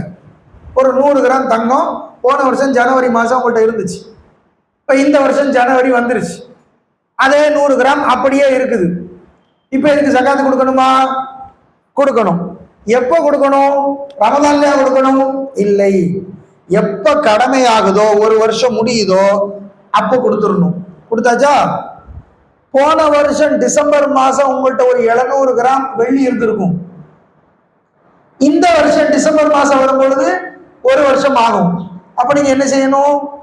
அந்த டிசம்பர்ல அந்த வெள்ளிக்கான ஜகாத்தை நீங்க கொடுத்தாகணும். இப்படி 2-3 இப்படி பார்க்கும் பொழுது என்ன ஆகும்னா, ஒவ்வொரு பொருளாதாரத்துக்கும் என்ன ஆயிரும்? ஒவ்வொரு மாசம் ஆயிரும். ஒவ்வொரு பொருளாதாரத்துக்கும் ஒவ்வொரு மாசம் ஆயிரும். அந்தந்த நாள் வரும் பொழுது அந்தந்த கடமையை கண்டிப்பா கொடுத்துதான் ஆகணும். அந்தந்த நாள் வரும் பொழுது அந்தந்த பொருளாதாரத்திற்கான ஜக்காத்தை நீங்க அளவிட்டு கொடுத்துதான் ஆகணும். அதுல மாற்றுக்கிறதுக்கு இடமே இல்லை. புரியுதா? அப்ப அது ஆண்டுக்கு ஒரு முறை ரமதான் மட்டும்தான் அப்படின்னு என்ன செய்ய முடியாது, நாம கணக்கில் எடுத்துக்கொள்ள முடியாது. சரியா? ரைட். இந்த நிசாபை எப்படி அளவு செய்யறது? இந்த நிசாபை எப்படி அளவு செய்யறது அப்படின்னு கேட்டீங்கன்னா, ஒரு மனிதனுடைய அடிப்படை தேவைகள், இந்த அடிப்படை தேவைகள் போக மீதம் எது இருக்குதோ அதுலதான் ஜகாத்து கடமை. ஒரு அடிப்படை, ஒரு மனிதனுக்கான அடிப்படை தேவை என்ன? ஒரு மனுஷனுக்கு அடிப்படையாக என்ன தேவை? அவன் இருக்கிறதுக்கு ஒரு வீடு வேணும், அவன் பயன்படுத்துறதுக்கு ஒரு வாகனம் வேணும், அவன் பொருளாதாரத்தை ஈட்டுவதற்கு ஒரு தொழில் வேணும். இது ஒரு மனிதனுடைய அடிப்படை. சரியா? இப்போ ஒருத்தருக்கு ஒரு வீடு இருக்குது, அவர் வசிக்கிற வீடு, அவர் வசிக்கிற ஒரு வீடு இருக்குது. 50 லட்ச ரூபா பெருமானம் வரும். 50 லட்ச ரூபா பெருமானம் வரும் அந்த வீடு. இந்த வீட்டுக்கு ஜக்காத்து விட்டா கிடையாது, நீ கொடுக்க வேண்டாம். ஒரு டாக்டர், ஒரு இன்ஜினியர், ஒரு வக்கீல் அல்லது ஒரு கடை வச்சு பிசினஸ் பண்றார், அவர் சொந்த தேவைக்காக ஒரு கார் வச்சிருக்கிறார். இந்த காருக்கு ஜக்காத்து உண்டா? கிடையாது.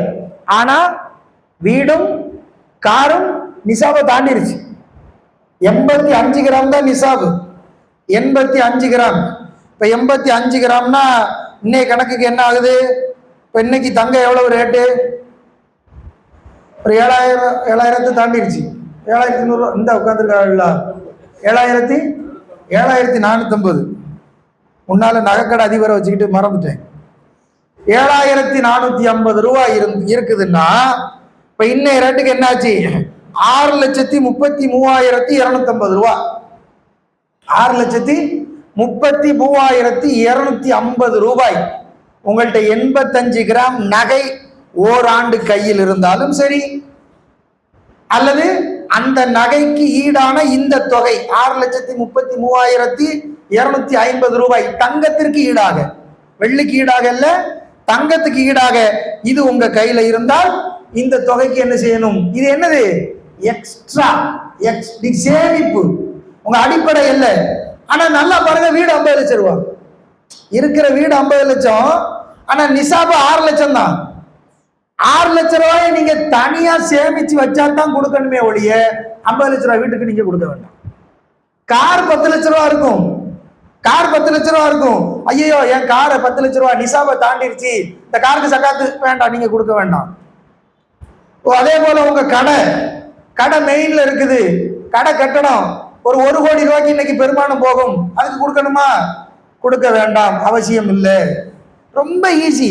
ஜக்காத்தை பொறுத்தவரையில ஐயா அது கொடுத்தோம்னா அவ்வளவுதான். நம்மகிட்ட இருக்க பொருளாதாரத்தெல்லாம் கணக்கு பார்த்தா எவ்வளவு ரூபா கொடுக்கணும்னு ரொம்ப பயப்படுறோம்.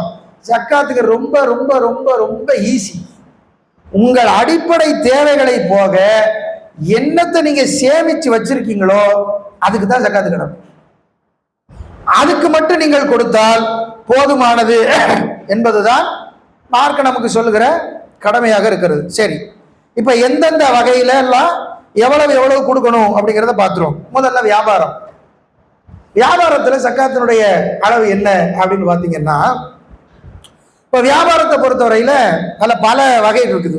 ஒன்று, நாம போட்டிருக்கிற முதல், அந்த தொழில் ஆரம்பிக்கிறதுக்காக நாம போட்டிருக்கிற முதல், நம்ம கடையில வாங்கி வச்சிருக்கிற பொருள், நாம கொடுக்க வேண்டிய பணம், நமக்கு வர வேண்டிய பணம், இப்படிலாம் இருக்குது. இவ்வளவு இருக்குது. ஒரு ஒரு தொழிலுக்குள்ள, ஒரு வியாபாரத்துக்குள்ள என்னெல்லாம் இருக்குது? அந்த கடை ஒன்று உங்க சொந்த கடையாக இருக்கலாம், அல்லது நீங்க வாடகைக்கு கடை வச்சிருக்கலாம். ஒன்று. ரெண்டு, நீங்க அந்த கடையில வாங்கி வச்சிருக்கிற சரக்கு பொருள்.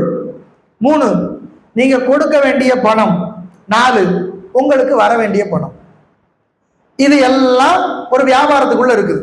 இப்ப இதுல ஜகாத்தை நீங்க எப்படி அளவு பண்ணணும் அப்படின்னு அளவு பண்ணணும்னு கேட்டீங்கன்னா, அடிப்படை தேவை. ஒரு கடையினுடைய அடிப்படை தேவை என்ன? ஒரு கடைக்கான அடிப்படை தேவை என்ன? ஒரு கடை நடத்துவதற்கு அடிப்படை தேவை முதல்ல கட்டடம் தேவை. ஒரு கடை இருக்கணும்ல, இருந்தால் தானே வியாபாரம் பார்க்க முடியும். இந்த கடை ஒரு மெயின் பஜார்ல இருக்குது. நான் சொன்ன மாதிரி அந்த கடையினுடைய ரேட்டு இப்போ 1 கோடி ரூபாய்க்கு போகும் அப்படின்னா, இந்த கடைக்கு ஜக்காத்து உண்டானா கிடையாது, கட்டடத்துக்கு கிடையாது. ஏன்? உங்கள் தொழிலுக்கான அடிப்படை தேவை அது. அஜா. ரெண்டு, அந்த கடையை அலங்கரிப்பதற்காக நீங்கள் செய்திருக்கிற பொருட்களை அடுக்கி வைப்பதற்கான ரேக் இருக்கு பாருங்க. கடைனா என்ன இருக்கணும்? அதுக்கு லைட் வேணும், ஃபேன் வேணும், பொருட்களை வைக்கிறதுக்கு நீங்க ரேக் அடிச்சு வச்சிருப்பீங்க, அந்த கடைக்குன்னு நீங்க ஒரு செலவு செஞ்சிருப்பீங்க.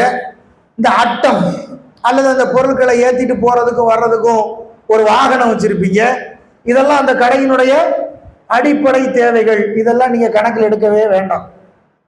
நீங்க என்ன செய்ய வேண்டாம், இதெல்லாம் கணக்குல எடுக்கவே வேண்டாம். இப்போ ஒருத்தருக்கு தொழிலே என்ன? டிராவல்ஸ் வச்சு நடத்துறாரு. ஒருத்தர் டிராவல்ஸ் வச்சு நடத்துறாரு. 10 கார் இருக்குது அவர்கிட்ட, 10 வேன் வச்சிருக்கிறார், 5 பஸ் வச்சிருக்கிறார். இப்ப இவர் ஜக்காத்து எதுக்கு? இந்த பொருளுக்கு கொடுக்கணுமா, இல்ல இந்த பொருள்ல இருந்து வர்ற வருமானத்துக்கு கொடுக்கணுமா? இந்த பொருள்ல இருந்து வருகிற வருமானத்துக்கு கொடுத்தா போதும், இந்த பொருளுக்கு எல்லாம் நீங்க கொடுக்கணும். 10 காரு, 10 கார்னா கோடி ரூபாய் ஆச்சே, இருக்கட்டும், 10 கோடி ரூபாய் இருந்தா நீங்க கொடுக்க வேண்டாம். ஏன்? அது அந்த தொழிலின் அடிப்படை. கார் தான் தொழிலே. இதுக்கு ஜகாத்து கொடு, இதை வந்து ஜகாத்து கொடுத்துட்டு அடுத்து இவர் தொழிலுக்கு போற என்ன செய்யறது? கடை தான் தொழிலுக்கான அடிப்படையே. கடைக்கானதை அளவு பண்ணி இவர் ஜகாத்து எடுத்து கொடுத்தானா இவர் தொழில் எப்படி நடத்துறது? அப்ப என்ன செய்யறது? நீங்க கடையை கழிச்சிடலாம், கடையை கழிச்சிடலாம். அந்த கடையில நீங்க அடுக்கி வச்சிருக்கிற அட்டம், அந்த ரேக், அதை நீங்க கழிச்சிடலாம். அந்த பொருளை நீங்க சுமந்து செல்வதற்காக கொண்டு போகிற வாகனங்கள், அதையும் நீங்க கழிச்சிடலாம். இதெல்லாம் நீங்க கணக்கில் எடுக்க வேண்டிய அவசியமே இல்லை. அப்ப எதெல்லாம் கணக்கில் எடுக்கணும் அப்படின்னு கேட்டீங்கன்னா, உங்க கடையில் இருக்கிற பொருள், விற்பனைக்காக வாங்கி வச்சிருக்கிற பொருள். அடுத்து நீங்க கொடுக்க வேண்டிய பணம். இப்ப வியாபாரத்துல கொடுக்கல் வாங்கல் தான். கொடுத்து வாங்குற வியாபாரம்லாம் அவ்வளவு நூல் பிடிச்செல்லாம் யாரும் பார்க்கல. பொருள் வரும், வந்து வித்து 1 மாசமோ 2-3 மாசம் கழிச்சு தான் பணம் போய் சேரும். அவர் பணம் 1 லட்ச ரூபா, அவர் பணம் 1 லட்ச ரூபா அல்லது 10 லட்ச ரூபா இங்கே இருக்கும். இவர் பொருள் 10 லட்ச ரூபா பொருள் இன்னொருத்தன் இருக்கும். ஹோல்சேல் கடைக்காரன் 10 லட்ச ரூபாய்க்கு இவருக்கு சரக்கு கொடுத்துருமா, இவர் 1 லட்ச ரூபாய்க்கு அவனுக்கு சரக்கு கொடுத்துருப்பாரு, அவன் 10,000 ரூபாய்க்கு வெளியில கொடுத்து, இப்படிதான் போகும். அங்க வசூல் பண்ணி தான் அங்க போய் சேரும். அப்ப இப்படியே ஒரு பற்று எப்பொழுது இருந்துகிட்டே இருக்கும். தொழிலை பொறுத்தவரையில தொழில்ல பற்று எப்பவும் இருக்கும். கிளியராலாம் என்ன செய்ய மாட்டாங்க, பைசா கணக்குல எல்லாம் கொடுத்து பொருளை வாங்கிட்டு வந்து வியாபாரம் பார்க்குற ஆட்கள் அங்க யாரும் கிடையாது. எப்பொழுதும் ஒரு பற்று இருந்துகிட்டே இருக்கும். அப்ப என்ன செய்யறது? நீங்கள் கொடுக்க வேண்டிய பணம், உங்க சரக்கு, உங்களுக்கு வர வேண்டிய பணம். வர வேண்டிய பணத்துல 2 இருக்குது. ஒண்ணு என்னது? வரும் அப்படின்னு உறுதியாக நீங்க நம்புகிற பணம்னு ஒண்ணு இருக்குது. அதாவது வரும்னு உறுதியா நம்புறதுன்னா விதிக்கு மாற்றமா நாம பேசுறது அல்ல. நமக்கு தெரியும் தானே, இன்னைக்கு வாங்கிட்டு போனா அடுத்த வாரம் வந்துடும், அவர் அடுத்த மாசம் 1ஆம் தேதி தந்துருவாரு, அல்லது 10 நாளைக்கு ஒரு காப்பு தந்துருவாரு. அந்த உறுதிப்பாடு இருக்கு இல்லையா? அப்போ வரக்கூடிய பணம், ரைட்டா? வர வேண்டிய பணம், கொடுக்க வேண்டிய பணம், சரக்கு, இது 3ஐயும்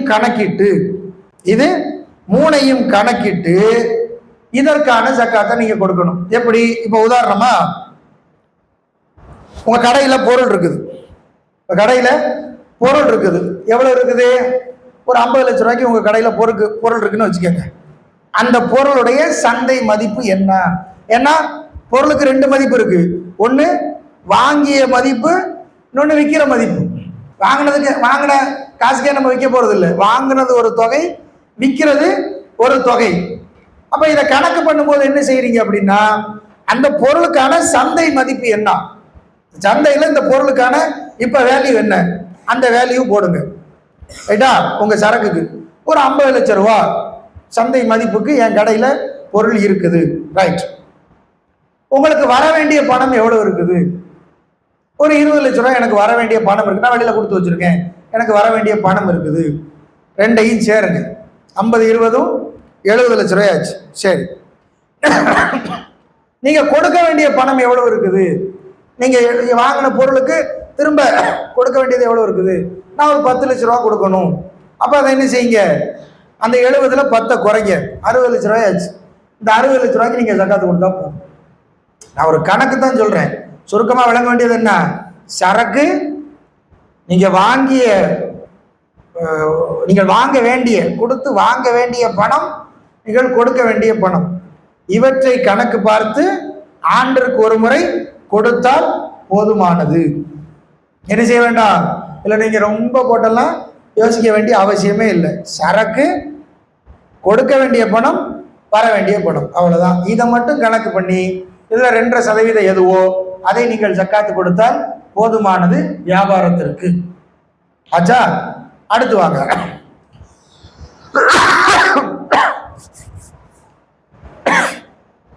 இப்போ வியாபாரத்திலேயே வாங்கி விற்கிற ஆட்கள் இருக்கிறாங்க, உற்பத்தி பண்ணி விற்கக்கூடிய ஆட்கள் இருக்காங்க. வாங்கி விற்கிற ஆட்கள் உண்டு, உற்பத்தி பண்ற ஆட்கள் இருக்கிறாங்க. இப்போ உற்பத்தி பண்ற ஆட்களை பொறுத்தவரையில வாங்கி விற்கிறவங்களை விட இவங்களுக்கு என்ன செலவு அதிகம், முதலீடு அதிகம். இப்போ உதாரணமா, இப்போ இந்த போட் எடுத்துட்டு கடலுக்கெல்லாம் போறாங்களே, இப்போ இவங்கெல்லாம் உற்பத்தியாளர்கள். மீனை உற்பத்தி பண்ணலை, ஆனால் கொண்டு வர்றாங்க உற்பத்தியாளர்கள். எப்படி உற்பத்தியாளர்கள்? அதுக்குன்னு ஒரு பெருங்கொண்ட தொகையை முடக்கி ஒரு 15 லட்சம், ஒரு 20 லட்சம், ஒரு 40 லட்ச ரூபாய்க்கு என்ன செய்யறாங்க, ஒரு போட்டை வாங்குறாங்க, ஒரு வல்லம், ஒரு தோணியை வாங்கி என்ன செய்யறாங்க, அதுக்குன்னு பயணப்பட்டு போறாங்க, போய் மீன்களை பிடிச்சிட்டு வந்து விற்கிறாங்க. இப்போ இவங்க வாங்கி போட்டுக்கிற 40 லட்ச ரூபா படகுங்கிறது தொழிலுக்கான அடிப்படை. இவங்க என்ன செய்ய வேண்டாம், இந்த படகுக்கு ஜக்காத்து கொடுக்க வேண்டிய அவசியம் இல்லை. எப்படி கரையில இருக்கவங்க, தரையில இருக்கவங்க கட்டடத்துக்கு ஜக்காத்து கொடுக்க வேண்டாமோ, அது மாதிரி கடல்ல வேலை செய்யற ஆட்கள் என்ன செய்ய வேண்டாம், அந்த போட்டுக்கு ஜக்காத்து கொடுக்க வேண்டிய அவசியம் இல்லை. அதிலிருந்து வருகிற வருமானத்துக்கு ஜக்காத்து கொடுத்தா போதும். இப்ப திருப்பூர், கோயம்புத்தூர் மாதிரி இடத்துக்கெல்லாம் போனீங்கன்னா அங்கெல்லாம் பெரிய பெரிய கம்பெனிகள் தான் இருக்குது. பனியன் தொழிற்சாலை, ஆடை உற்பத்தி பண்ணுகிற தொழிற்சாலைகள். அங்க இருக்கிற மிஷினரி எல்லாம் பாத்தீங்கன்னா கோடிக்கணக்கில் இருக்கும், கோடி ரூபா இருக்கும் ஒரு மிஷின்லாம். இப்போ கோடிங்கிறது நிசாவை தாண்டிருச்சு, அளவு அடைஞ்சிருச்சு. ஆனா இவர் மிஷினுக்கு கொடுக்கணுமான்னு கேட்டா கொடுக்க வேண்டிய அவசியம் இல்லை. ஏன்? இது இருந்தா தான் உற்பத்தியே நடக்கும், இது இருந்தா தான் தொழிலே நடக்கும். இதை வித்து இதுக்கு நான் ஜகாத்தை கொடுத்துட்டா அப்ப நான் எப்படி தொழில் பார்க்கறது? அப்ப என்ன செய்ய வேண்டாம், அந்த மிஷினரிகளுக்கு, உங்கள் கடைகளுக்கு, போட்டுக்கு, நீங்க அடிப்படையா வச்சிருக்கிற வாகனத்துக்கு கொடுக்க வேண்டிய அவசியமே இல்லை. அந்த பொருளுக்கு, உற்பத்தியாகி வருகிற பொருளுக்கு நீங்கள் கொடுத்தால் போதுமானது என்பது மட்டும்தான் வியாபாரத்துல நாம பார்க்க வேண்டிய காரியமாக இருக்கிறது. சரியா? ரைட். இது வியாபாரம். அடுத்து வாடகை. இப்ப நம்ம இருக்கிற பொருளாதாரத்துல மிக முக்கியமானது என்னது? வாடகை பொருளாதாரம். வாடகை பொருளாதாரத்தை பொறுத்தவரையில 8:30 மணி வரைக்கும் வச்சுக்கலாமா?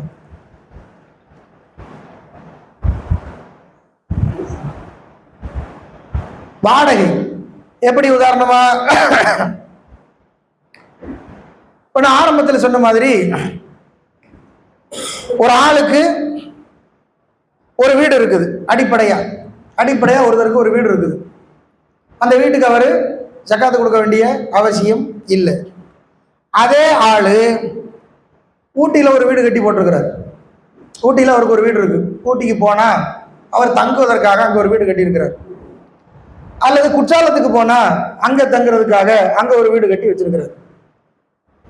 இது அடிப்படை தேவையா இல்ல எக்ஸ்ட்ராவா? இது அடிப்படை தேவையா எக்ஸ்ட்ராவா? இது அடிப்படை தேவைதான். இது எக்ஸ்ட்ரா கிடையாது.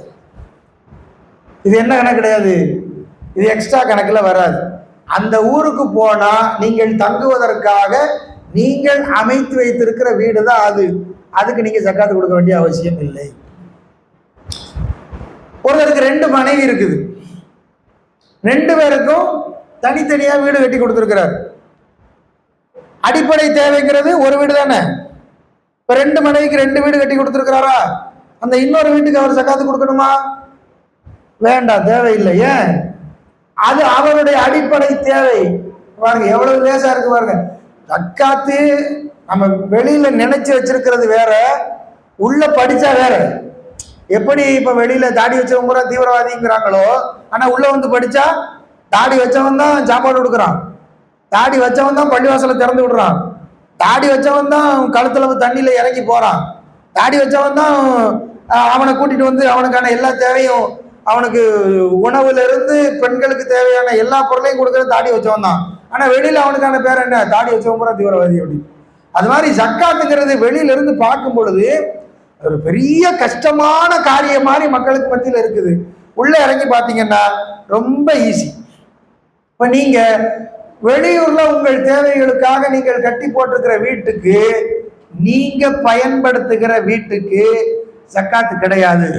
ஆனால் அதே நீங்க ஊட்டிலேயோ குற்றாலத்திலேயோ ஒரு வீடை கட்டி போட்டு அதுல வாடகை வாங்கிக்கிட்டு இருந்தீங்கன்னு வைங்க, அத வாடகை வாங்கிக்கிட்டு இருந்தீங்கன்னு வைங்க, இப்ப அது என்ன ஆயிரும்?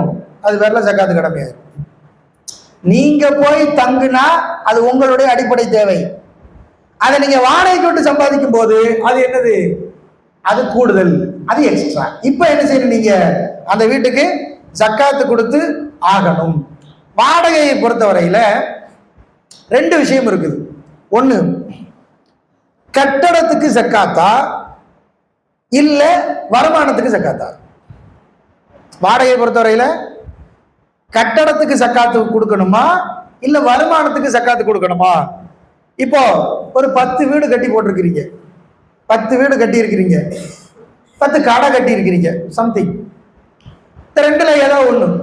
இப்போ 10 வீடை பொறுத்தவரையில வீடு 10 லட்சம் ரூபாய்னாலும் கோடி ரூபாய் ஆச்சு. 10 கடைக்கு அதே தான், கோடி ரூபாய் ஆச்சு. கோடி ரூபாங்கிறது நிசாபை எப்பமோ தாண்டிருச்சு. கோடி ரூபாங்கிறது நிசாபை எப்பமோ தாண்டிருச்சு. இப்ப இதை எப்படி அளவு பண்றதுன்னு கேட்டீங்கன்னா, இந்த 10 வீட்டினுடைய வருமானம் தான் உங்களுடைய வருமானம் என்றால், இந்த 10 வீட்டுல இருந்து வர்ற மாச வருமானம் தான் என்னுடைய மொத்த வருமானம் அப்படின்னா, அந்த வருமானத்தை கணக்கு பண்ணி உங்க செலவெல்லாம் போக நீங்க சேர்த்து வச்சு ஒரு வருஷம் முழுமையா உங்க கையில என்ன இருக்குதோ அதுக்கு நீங்க ஜக்காத்து கொடுத்தா போதும். 10 வீடு, இப்போ வீட்டுக்கு 5000 ரூபா வாடகைன்னு வைங்க, மாசத்துக்கு 50000 ரூபாய் ஆச்சு, வருஷத்துக்கு 12,000 6 லட்ச ரூபாய் ஆச்சு. இந்த 6 லட்ச ரூபாயில நீங்க 12 மாசத்துல ஒரு 12 2 24 ஒரு 2,40,000 ரூபாய் செலவு பண்ணிட்டீங்க. 2,60,000 ரூபாய் தான் இருக்கு. உங்க பேர்ல ஜக்காத்து கடமையா? இல்லை, கொடுக்க வேண்டாம். ஐயோ 10 வீடு கோடி ரூபா இருக்குது, அது 10 வீடு 10 கோடி ரூபா போனாலும் பிரச்சனை இல்லை. அது என்னதுதான்? அது என்னதுதான்? அது வருமானம் தான். அதுக்கு நீங்க ஜக்காத்து கொடுக்க வேண்டாம். விளங்குச்சா? புரியுற மாதிரி சொல்றேன்னா? ஏன்னா புரியுற மாதிரி சொல்றேனான்னு எனக்கு தெரியல. நான் பாட்டில் இதை பயான் மாதிரி நடத்திட்டும் போயிடக்கூடாது. வீடு நிசாபை தாண்டி இருக்கலாம், வீடு நிசாபை தாண்டி இருக்கலாம், ஆனால் வருமானம் இவ்வளவுதான்னா நீங்க என்ன செய்ய வேண்டாம்? ஜக்காத்து கொடுக்க வேண்டாம். இன்னொன்னு இருக்குது, வீடு கட்டி போட்டிருக்கீங்க, உங்க அடிப்படை தேவை, இன்னொரு வீடு கட்டி போட்டிருக்கீங்க, நல்ல ரேட்டு வர்ற வரைக்கும் கொடுப்போம், நல்ல ரேட்டு வந்தா கொடுப்போம், அது வரைக்கும் இருக்கட்டும் அப்படின்னு கட்டி போட்டா இது என்னது? இது சேவிங்ஸ். இதுக்கு நீங்க என்ன செய்யணும்? ஜக்காத்து கொடுக்கணும். வர்ற வரைக்கும், நல்ல ரேட்டு வர்ற வரைக்கும் இதை வச்சிருப்போம், வந்த உடனே கொடுத்துருவோம் அப்படின்னு நினைச்சு அதை கட்டி போட்டிருந்தீங்கன்னா நீங்க அதுக்கு என்ன செஞ்சு ஆகணும்? ஜக்காத்து கொடுத்து ஆகணும். இல்ல நான் வாடகைக்கு மட்டும்தான் பிரதானமா இதை வச்சிருக்கேன் அப்படின்னு சொன்னீங்கன்னா நீங்க அதுல இருந்து வருகிற வருமானத்துக்கு கொடுத்தா போதும். அது கட்டணமாக இருக்கட்டும், lorry, car, bus, van, 100 bus இருந்தாலும் சரி. ஒரு ஆள் 100 பஸ் வச்சு டிராவல்ஸ் நடத்துறாரு. ஒரு பஸ்ஸுக்கு கொடுக்கணுமா வருமானத்துக்கு கொடுக்கணுமா? வருமானத்துக்கு கொடுத்தா போதும். 100 கம்ப்யூட்டர் வச்சு ஒருத்தர் ஒரு கடை நடத்துறாரு. ஒரு ஐடி ஒரு ஐடி ஃபீல்டு நடத்துறாரு. 100 கம்ப்யூட்டர் வச்சிருக்கிறார். 100 கம்ப்யூட்டருக்கு இவர் கொடுக்கணுமா? இவர் வருமானத்துக்கு கொடுக்கணுமா? இவர் வருமானத்துக்கு கொடுத்தால் போதுமானது. இவர் 100 கம்ப்யூட்டருக்கு கொடுக்க வேண்டிய அவசியம் இல்லை. அப்போ வாடகையை பொறுத்தவரையில, வாடகை கட்டடங்களை பொறுத்தவரையில அதுதான் பிரதான தொழில்னா, அதுதான் பிரதான தொழில் வருமானம்னா வருமானத்துக்கு சக்காத்து கொடுங்க போதும், கட்டடத்துக்கு நீங்க கொடுக்க வேண்டாம். ரைட்டா? இது வாடகையில நாம கவனிக்க வேண்டிய விஷயம். 2. 3. அடுத்ததாக இப்ப நம்ம கையில இருக்கிற பொருளாதாரம் என்னன்னு பார்த்தீங்கன்னா ரியல் எஸ்டேட், இடம், மனைகள், வாங்கி போட்டிருக்கிற மனைகள், இடங்கள். இப்ப இந்த மனைகளை இடங்களையும் பொறுத்தவரையில இதனுடைய சக்காத் அளவு என்ன அப்படின்னு பார்க்கும் பொழுது, இப்போ வாங்கி போட்ட இடத்துக்கு சக்காத்து உண்டா அப்படின்னு நம்மள்கிட்ட ஒரு கேள்வி உண்டு. ஒரு ஆள் இடம் வாங்கி போட்டிருக்கிறார், அந்த இடத்துல எந்த விளைச்சலுமே இல்லை, அது சும்மா வாங்கி போட்ட இடம் தான். அப்படி சும்மா வாங்கி போட்ட இடத்துக்கு சக்காத்து உண்டா அப்படின்னு கேட்டா, அந்த இடம் உங்களுடைய அடிப்படை தேவைக்காக நீங்க வாங்கி போட்டிருந்தீங்கன்னா, அடிப்படை தேவைன்னா என்ன? இப்ப நீங்க வாடகை வீட்டுல இருக்கிறீங்க, சொந்த வீடு கட்டணுங்கிறதுக்காக ஒரு இடம் வாங்கி போட்டிருக்கிறீங்க. இந்த இடத்துக்கு சக்காத்து உண்டா? கிடையாது, நீங்க கொடுக்க வேண்டாம். அந்த இடத்துக்கு நீங்க கொடுக்க வேண்டாம். அது நிசாபை தாண்டிடுமே, தாராளமா தாண்டட்டும், தப்பே கிடையாது. அதை பத்தி பிரச்சனையே இல்லை. அது 1 சென்டோ 2 சென்டோ 3 சென்டோ அவர் தேவைக்கு அவர் 5 சென்ட்ல கூட என்ன செய்யலாம்?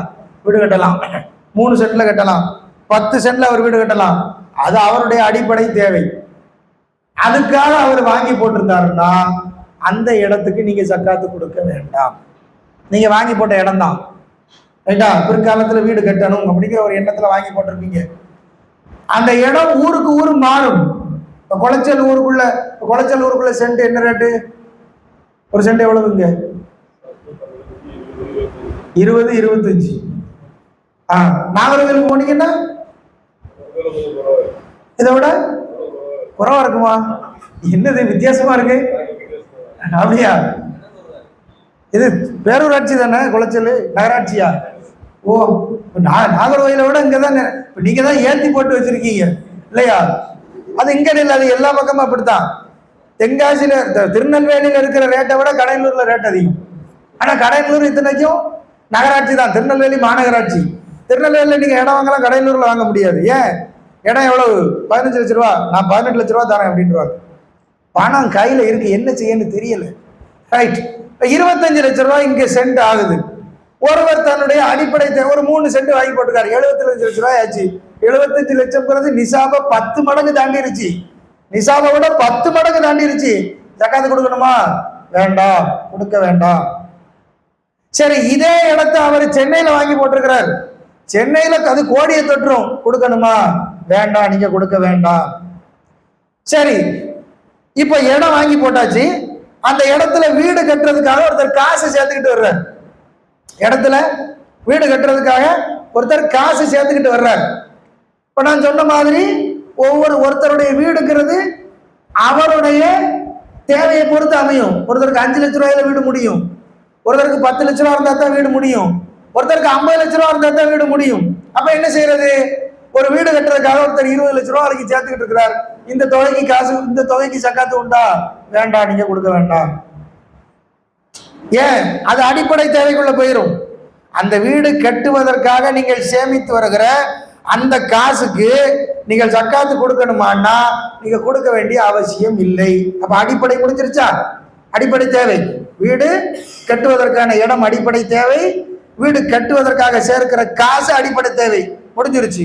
சரி, இப்ப நம்ம வீட்டுல தான் இருக்கிறோம், சொந்த வீட்டுல தான் இருக்கிறோம், வீடு நமக்கு தேவையில்லை, சொந்த வீட்டுல தான் இருக்கிறோம். ஒரு இடம் வாங்கி போட்டுக்கிறேன். ஒரு 2, 3, 4, 5, 10 சென்ட் வாங்கி போட்டிருக்கிறேன். எதுக்கு வாங்கி போட்டிருக்கிறேன்? எனக்கு 2 பெண் குழந்தைகள் இருக்குது, இந்த பிள்ளைகளுடைய எதிர்காலத்துக்காக இதை நான் வாங்கி போட்டிருக்கிறேன் அப்படின்னா இப்ப இந்த இடத்துக்கு ஜக்காத்து கொடுக்கணுமா அப்படின்னு கேட்டா கொடுக்கணும். ஏன் கொடுக்கணும்? இது சேவிங்ஸ். நீ வாங்கி போட்டிருக்க இந்த இடம் என்னது? சேவிங்ஸ். ரைட்டா? எப்படி சேவிங்ஸ் ஆகும்? இப்ப இதே இந்த இடத்துக்கான காசு உங்க கையில இருந்தா கொடுக்கணுமா வேண்டாமா? கொடுக்கணும். காசை மண்ணா ஆக்கி வச்சிருக்கீங்க, காசை தங்கமா ஆக்கி வச்சிருக்கிறோம், காசை வெள்ளியா மாத்தி வச்சிருக்கிறோம், அவ்வளவுதான். ரைட்டா? இப்போ இடத்த வாங்கி போட்டா ஒரு 5 வருஷம் கழிச்சா, ஒரு 10 வருஷம் கழிச்சா ஒரு 2 மடங்கோ 3 மடங்கோ அதிகமாக விற்கலாம் அப்படிங்கிற எண்ணம் வரும் பொழுது நீங்க என்ன செய்தாகணும்? அது சேவிங்ஸ்ங்கிற அடிப்படையில் போயிடும். அப்ப அந்த அடிப்படையில் போன காசுக்கு நீங்க ஜக்காத்து கொடுத்து தான் ஆகணும். சரியா? எக்ஸ்ட்ரா. ரைட். இப்ப நான் உழைச்சி வாங்கின இடம் இல்லை, எனக்கு வாரிசுரிமை அடிப்படையில பாகப்பிரிவினையில கிடைச்ச இடம். நான் என்ன செய்யல? வாங்கி போடல. எனக்கு வாரிசுங்கிற அடிப்படையில பாகப்பிரிவினையாக கிடைச்ச இடம், ஒரு இடம் எனக்கு வந்திருக்குது. இந்த இடத்துக்கு என்ன சட்டம் அப்படின்னு கேட்டீங்கன்னா அதே சட்டம் தான். என்ன? நீங்க வாடகை வீட்டுல இருக்கிறீங்க, இது பாகப்பிரிவினையில உங்களுக்கு கிடைச்ச இடம் அப்படின்னா இந்த இடத்துக்கு நீங்க கொடுக்க வேண்டாம். ஏன்? உங்களுக்கு அடிப்படை தேவையாது மாறிடும். நீங்க எந்த வீடு இல்லை, உங்களுக்கு சொந்த வீடு இல்லை, சொந்த வீடு கட்டுறதுக்காகத்தான் இதை வச்சிருக்கிறீங்க, இது அப்படித்தான் கிடைச்சிருக்குது, பிரச்சனை இல்லை, தாராளமாக இதை நீங்கள் பயன்படுத்திக் கொள்ளலாம், இதுக்கு நீங்க ஜக்காத்து கொடுக்க வேண்டாம். பாகப்பிரிவினையில வந்தது உங்கள் தேவைக்கு அதிகமாக இருக்குது, உங்கள் தேவைக்கு அதிகமாக இருக்கிறது, உங்கள் அடிப்படை தேவை போக அது எக்ஸ்ட்ராவா இருக்குது. இப்ப நீங்க என்ன செஞ்சாகணும்? அதுக்கு கொடுத்து ஆகணும். அது நான் சம்பாதிச்சது இல்லையே, அது எங்க அத்தா சம்பாதிச்சது, அது எனக்கு பாகமாக வந்தது. பாகமா வந்ததுனால இப்ப அதுக்கு யாரு பொறுப்பு? அதுக்கு யாரு உரிமையாளர்? யாரோ அவர் கொடுத்தாங்க. இதுதான் என்னது? இடங்களை பொறுத்தவரையில நாம கொடுக்க வேண்டிய ஜக்காத் விளைச்சல் அல்லாத இடங்கள். இதெல்லாம் விளைச்சல் இல்லாத இடங்கள். இப்ப விளைச்சல் உள்ள இடங்களா இருக்குது. விவசாயம் பார்க்கக்கூடிய ஆட்களா இருக்காங்க. இப்ப விவசாயம் பார்க்கக்கூடிய ஆட்களுக்கான விவசாய நிலத்துக்கான ஜக்காத். இப்ப தனி நிலம், விவசாயம் பண்ணாத வாங்கி போட்ட தனி நிலத்துக்கான சட்டம் இது. விவசாயம் பண்ணிக்கிட்டு இருக்கிற நிலத்துக்கான சட்டம் என்னன்னு கேட்டீங்கன்னா, விவசாயம் பண்ணிக்கிட்டு இருக்கிற சட்டத்தை பொறுத்தவரையில 100 ஏக்கராக இருந்தாலும் அது என்னதுதான்? அது தொழில் பண்ற இடம் தான். இப்ப கடை எப்படி கோடி ரூபாயோ, கடையில் இருக்கிற பொருட்கள் எப்படி பல கோடிக்கு பெருமானம் பெறுமோ, அது மாதிரி வாங்கி போட்டிருக்கிற இடங்கிறது என்னது? அது நீங்க தொழில் பண்ற அடிப்படை இடம். அது 1 ஏக்கரா இருக்கலாம், 10 ஏக்கரா இருக்கலாம், 100 ஏக்கரா இருக்கலாம், அது அடிப்படை. அதுல விளையிற பொருளுக்குத்தான் சக்காத்து உண்டு. அதுல விளையிற பொருளுக்குத்தான் சக்காத்து உண்டு. அந்த பொருளுடைய அடிப்படை என்ன? அந்த பொருளுடைய அடிப்படை என்ன அப்படின்னு கேட்டீங்கன்னா, பொருளுடைய அடிப்படையை பொறுத்தவரையில 2. 1, வானம் பார்த்த பூமி. வானம் பார்த்த பூமினா என்ன அர்த்தம்? மழை பெஞ்சா விளையும். கரெக்டா மழை காலங்களை கணக்குல வச்சு விவசாயம் பண்ணுவாங்க. ரைட்டா? இதுதான் வானம் பார்த்த பூமிங்கிறது. வானம் பார்த்த பூமியாக இருந்தால் அதன் விளைச்சலில் 10ல் 1 பகுதியை கொடுக்கணும். 10ல் 1 பகுதி பொருளை என்ன செய்யணும்? ஜக்காத்தாக கொடுக்கணும். உதாரணமா 100 கிலோ, உதாரணமா 100 கிலோ விளைஞ்சா என்ன செய்யணும்? 10 கிலோ கொடுக்கணும். 10ல் 1 பகுதி. ரைட்டா? வானம் பார்த்த பூமிக்கு. அதுவே இவர் கிணறு வெட்டி, இவர் மோட்டர் வச்சு, இவர் நீர் பாய்ச்சி விளைச்சல் வரக்கூடிய பொருட்களாக இருந்தால் 20ல் 1 கொடுத்தா போதும். அதாவது 10க்கு 5 கொடுத்தா போதும். ரைட்டா? 10க்கு அரை, 5ன்னா அரை கொடுத்தா போதும். 10ல் பாதி. எப்படி? 100 கிலோ நீங்க விளைய வச்சீங்கன்னா 5 கிலோ கொடுத்தா போதும். ரைட்டா? தானியங்களுக்கான அளவு என்ன? தங்கத்துக்கு 85 கிராம், வெள்ளிக்கு 625 கிராம், அது போக காசு பணத்துக்கு அதுக்கு நிகராக சேர்த்து வைத்திருக்கிற தொகை. விளைச்சலுக்கு என்ன அளவு அப்படின்னு கேட்டா, விளைச்சல்களை பொறுத்தவரையில விளைச்சலுடைய அளவுல பல அளவு இருக்குது. நிறுத்தல் அளவு இருக்கு, முகத்தல் அளவு இருக்கு, லிட்டர் கணக்கு இருக்குது, கிலோகிராம் கணக்கு இருக்குது, இப்படி பல வகைகள் இருக்குது. இப்போ இதை எப்படி கணக்கு பண்றது அப்படின்னு கேட்டீங்கன்னா, கிலோகிராமை பொறுத்த வரையில 650 கிலோ, 650 கிலோங்கிறது தான் விளைச்சல் பொருட்களுடைய நிசாப். 650 கிலோ ஒரு ஆள் நெல் விளைய வச்சிருக்கிறார் அப்படின்னா, வானம் பார்த்த பூமியாக இருந்தால் 65 கிலோ அவர் சக்காத்து கொடுக்கணும். இவர் கிணறு வெட்டி தண்ணி பாய்ச்சினார்னா 32.5 கிலோ இவர் சக்காத்து கொடுக்கணும். ரைட்டா? இதுல இன்னொன்னு இருக்குது, என்ன? எண்ணிக்கையிலான தானியங்கள் இருக்குது. எடை தானியம் அல்லாத எண்ணிக்கையிலான தானியங்கள் இருக்கும். தேங்காய், தேங்காய் எடை கிடையாது. இப்ப எடை ஓடுறாங்க, இப்ப எல்லாம் எடை தான். இப்ப தேங்காயும் எடை தான், மாங்காயும் எடை தான், வாழைக்காயும் எடை தான். வாழைக்காயெல்லாம் எடை கிடையாது, அதெல்லாம் எண்ணிக்கை கணக்கு தான். ஒரு காலத்துல தேங்காயும் ஒரு காலத்துல சைஸை பொறுத்து எண்ணிக்கை தான். ஆனா இப்போ அது என்ன ஆயிடுச்சு? எடை ஆயிடுச்சு. இது வியாபாரிகள் செய்த சூது. இது வியாபாரிகள் செய்த சூது. என்ன தெரியுமா? சிரட்டை, குடுமி, தண்ணி, மூணுக்கும் காசு கொடுக்குறீங்க.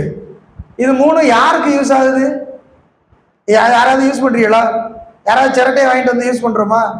கொட்டாங்குச்சின்னு சொல்றாம சிரட்டை, சிரட்டை இங்க சிரட்டை தான் யூஸ் பண்றீங்களா? தேங்காய் நார் யூஸ் பண்றீங்களா? பாத்திரம் கழுவுறதுக்கு யாராவது தேங்காய் நார் வச்சு பாத்திரம் கழுவிட்டு இருக்கீங்களா? யாராவது தேங்காய் தண்ணியை குடிக்கிற ஆட்கள் இருக்கீங்களா? ரொம்ப ரேர், அதெல்லாம் கிடையாது. ஆனா இப்ப அது என்ன ஆயிடுச்சு? அதுவும் எடை, அதுவும் கிலோவுக்குள்ள வந்துருச்சு. இப்ப எண்ணிக்கை தான் அதனுடைய அடிப்படையாக இருக்கிறது. இப்படியான காரியங்கள்ல எண்ணிக்கையில் அடிப்படையாக உள்ள பொருட்கள். இப்ப தேங்காய்க்கு எவ்வளவு ஒரு ஆளு சக்காத்து கொடுக்குது? தேங்காய் எடை கணக்கு இல்லை. 650 கிலோன்னா காய்க்கு தகுந்த மாதிரி வித்தியாசப்படும். பொடி காயா இருக்கும், பொடி காயா இருந்ததுன்னா கிலோவுக்கு 5 காய் 6 காய் இருக்கும். பருங்காயா இருந்ததுன்னா 2 காய் இருக்கும். ஒரு காய் 1 கிலோவுக்கு மேல இருக்கிற காயெல்லாம் இருக்குது. அப்ப 600 இப்போ இந்த கேரளா தேங்காய்னு சொல்ற காயில நல்ல பருங்காயா இருக்கும். ஒரு காய் குறைஞ்சபட்சம் 1 கிலோவுக்கு மேல இருக்கும். 600 காய் இருந்ததுன்னா 650 கிலோ வந்துடும். பொடி காய் பார்த்தீங்கன்னா கிலோவுக்கு 4 காய் இருக்கும். இப்போ இது 600 கிலோ வரணும்னா என்னாச்சு? 624 2400 காய் இருந்தா தான் என்ன வரும்? இது 600 கிலோவுக்கே வரும். இப்போ இங்க என்ன செய்யறது அப்படின்னா, இதனுடைய பேணுதல் அளவு என்னன்னு கேட்டீங்கன்னா, பொதுவாக அது நீங்க அறுவடை செய்யற காலங்கள்ல வானம் பார்த்த பூமி நான் 10ல் 1, நீங்க கிணறு வெட்டி பாய்ச்சினீங்கன்னா 20ல் 1, அவ்வளவுதான். அதை கொடுத்துட்டு அதை முடிச்சோம். 1000 காய் வெட்டுறீங்களா? 1000 காய் வெட்டுறீங்களா? கிணறு வச்சு பம்பு செட்டு வச்சு தண்ணி பாய்ச்சினீங்களா? 50 காயை கொடுத்துருங்க. இல்ல வானம் பார்த்த பூமியா இருக்குதா? 100 காயை கொடுத்துருங்க. 10,000 காய் வெட்டுறீங்களா? 500 காயை கொடுத்துருங்க, அல்லது 1000 காயை கொடுத்துருங்க. இதுதான் தேங்காயில உள்ள அளவு. ஏன்னா சல்லல்லாஹு காலத்துல என்ன கிடையாது? தேங்காய் இருந்துச்சு, ஆனா தேங்காய் வந்து ஒரு பிரதானமான உணவுப் பொருள் கிடையாது. ஜக்காத்தை நீங்க பாத்தீங்கன்னாலே கோதுமையில ஜக்காத்து சொல்லி இருக்கிறாங்க. அதுல வார் கோதுமை இருக்கு, தொலி கோதுமையும் இருக்கு. கோதுமையில அல்லாஹ்வுடைய தூதர் ஜக்காத்து சொன்னாங்க. பேரிச்சம்பழத்துல அல்லாஹ்வுடைய தூதர் ஜக்காத்து சொன்னாங்க. பேரிச்சம்பழத்துல ஜக்காத்து சொன்னாங்க. ஏன் சொன்னாங்க? இதெல்லாம் பிரதான உணவு. அங்க கோதுமையை பொறுத்தவரையில, பேரிச்சம்பழத்தை பொறுத்தவரையில இது அங்க பிரதான உணவு. இப்ப இங்க கோதுமையும் பேரிச்சம்பழமும் பிரதான உணவுனா கிடையாது. இப்ப நமக்கு பிரதான உணவு அரிசி தான். இப்ப நமக்கு தேங்காய் பிரதான உணவுன்னா கிடையாது. தேங்காய் பிரதான உணவு இல்லை, அது உணவுல சேர்க்கிற ஒரு பொருள். அப்ப அதை என்ன செய்ய வேண்டியது இல்லை, இந்த அளவுக்கு கொண்டு வர வேண்டிய அவசியம் இல்லை. அதனுடைய அறுவடை காலம் அப்போ அது என்ன அடிப்படையில விளைவிக்கப்படுகிறதோ அந்த அடிப்படையில 10ல் 1 அல்லது 20ல் 1 நீங்க என்ன செய்யலாம்?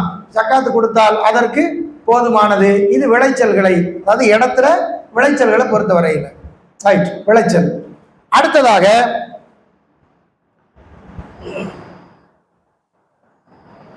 சொல்லாமா? மணி 8:30 ஆயிருச்சு, என்ன செய்யணும்? தாய்மார்கள் சொல்லுங்க, இவங்க சொல்லிக்கிட்டே இருப்பாங்க. இந்த வீட்டில் போய் தோசை சுடணும், இட்லியை வைக்கணும், ஆப்பம் சுட வேண்டிய ஆட்கள் அவங்க தான். போகலாமா இல்லை அடுத்த கிளாஸ் பார்த்துக்கலாமா சொல்லுங்க, நடத்தலாம். தாய்மார்கள் பெண்கள் நடத்தலாமா கேட்டு சொல்லுங்க, அடுத்த பார்த்துக்கலாமா?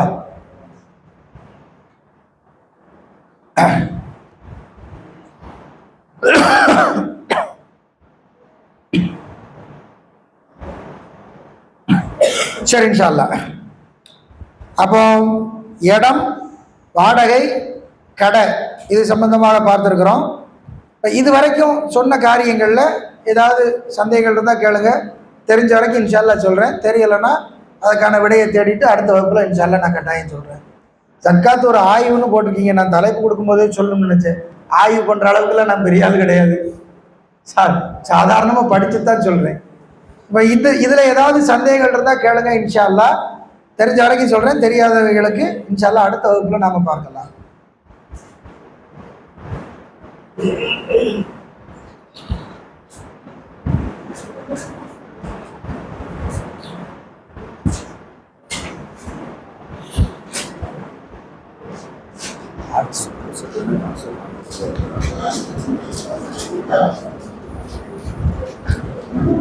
வரல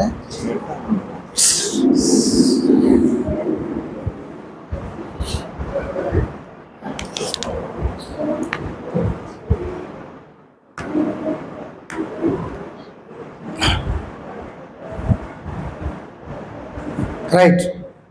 ஒரு கேள்வி வந்திருக்குது. அதாவது இடத்திற்கு ஜக்காத்து விற்கும் போது கொடுக்கணுமா அல்லது வருடா வருடம் சந்தை மதிப்பை பார்த்து கொடுக்கணுமா அப்படின்னு கேட்டுக்கிறாங்க. இப்போ இடத்தை பொறுத்த வரையில் நீங்கள் என்ன பண்ணணும் அப்படின்னா, அது வருடா வருடம் சந்தை மதிப்பை பார்த்து தான் கொடுக்கணும். ஏன் கொடுக்கணும்? இப்போ அதே காசை நீங்கள் சேர்த்து வச்சிங்கன்னா என்ன செய்வீங்க? வருடா வருடம் அதுக்கு கொடுத்துட்டு தான் இருப்பீங்க. இடத்தை ஜக்காத்தை பொறுத்த வரையில் வளர்ற பொருள்களில் தான் ஜக்காத்து கடமை. வளர்ற பொருள்களில் ஜக்காத்து கடமை. இப்போ உதாரணமா 6,33,000 ரூபா தங்கத்துக்கு பார்த்தோம். இப்போ 6,33,250 ரூபா 85 கிராம் அளவு பார்த்து நீங்க சக்காத்து கொடுத்துட்டீங்கன்னு வைங்களேன். இப்போ 85 கிராம்ல ஒரு கிராமோ ஒரு 1.5 கிராமோ சக்காத்து போயிடுச்சுன்னா அடுத்த வருஷம் இதுல என்னது கிடையாது, இதுல கடமை இல்லை. இதான் அளவுட்டு கீழே இறங்கிருச்சு. இப்போ இதுக்கு நீங்க கொடுக்க வேண்டாம். அதுக்கு நிகரான தொகைக்கு நீங்க கொடுக்க வேண்டாம். அதே 6 லட்ச ரூபாய்க்கு நீங்க ஒரு இடம் வாங்கி போட்டிருக்கீங்க. இந்த இடம் அடுத்த வருஷம் என்ன ஆகும்? 10 லட்ச ரூபாயா மாறும், 15 லட்ச ரூபாயா மாறும், 20, 25ன்னு கூடிக்கிட்டே வரும். இப்ப நீங்க என்ன இது வளர்ந்துகிட்டே வருது. அப்ப என்ன செய்தாகணும்? வருடா வருடம் அதனுடைய சந்தை மதிப்பு என்னவோ அந்த மதிப்பை கணக்கு பண்ணி நீங்க ஜக்காத்து கொடுக்கணும். வேற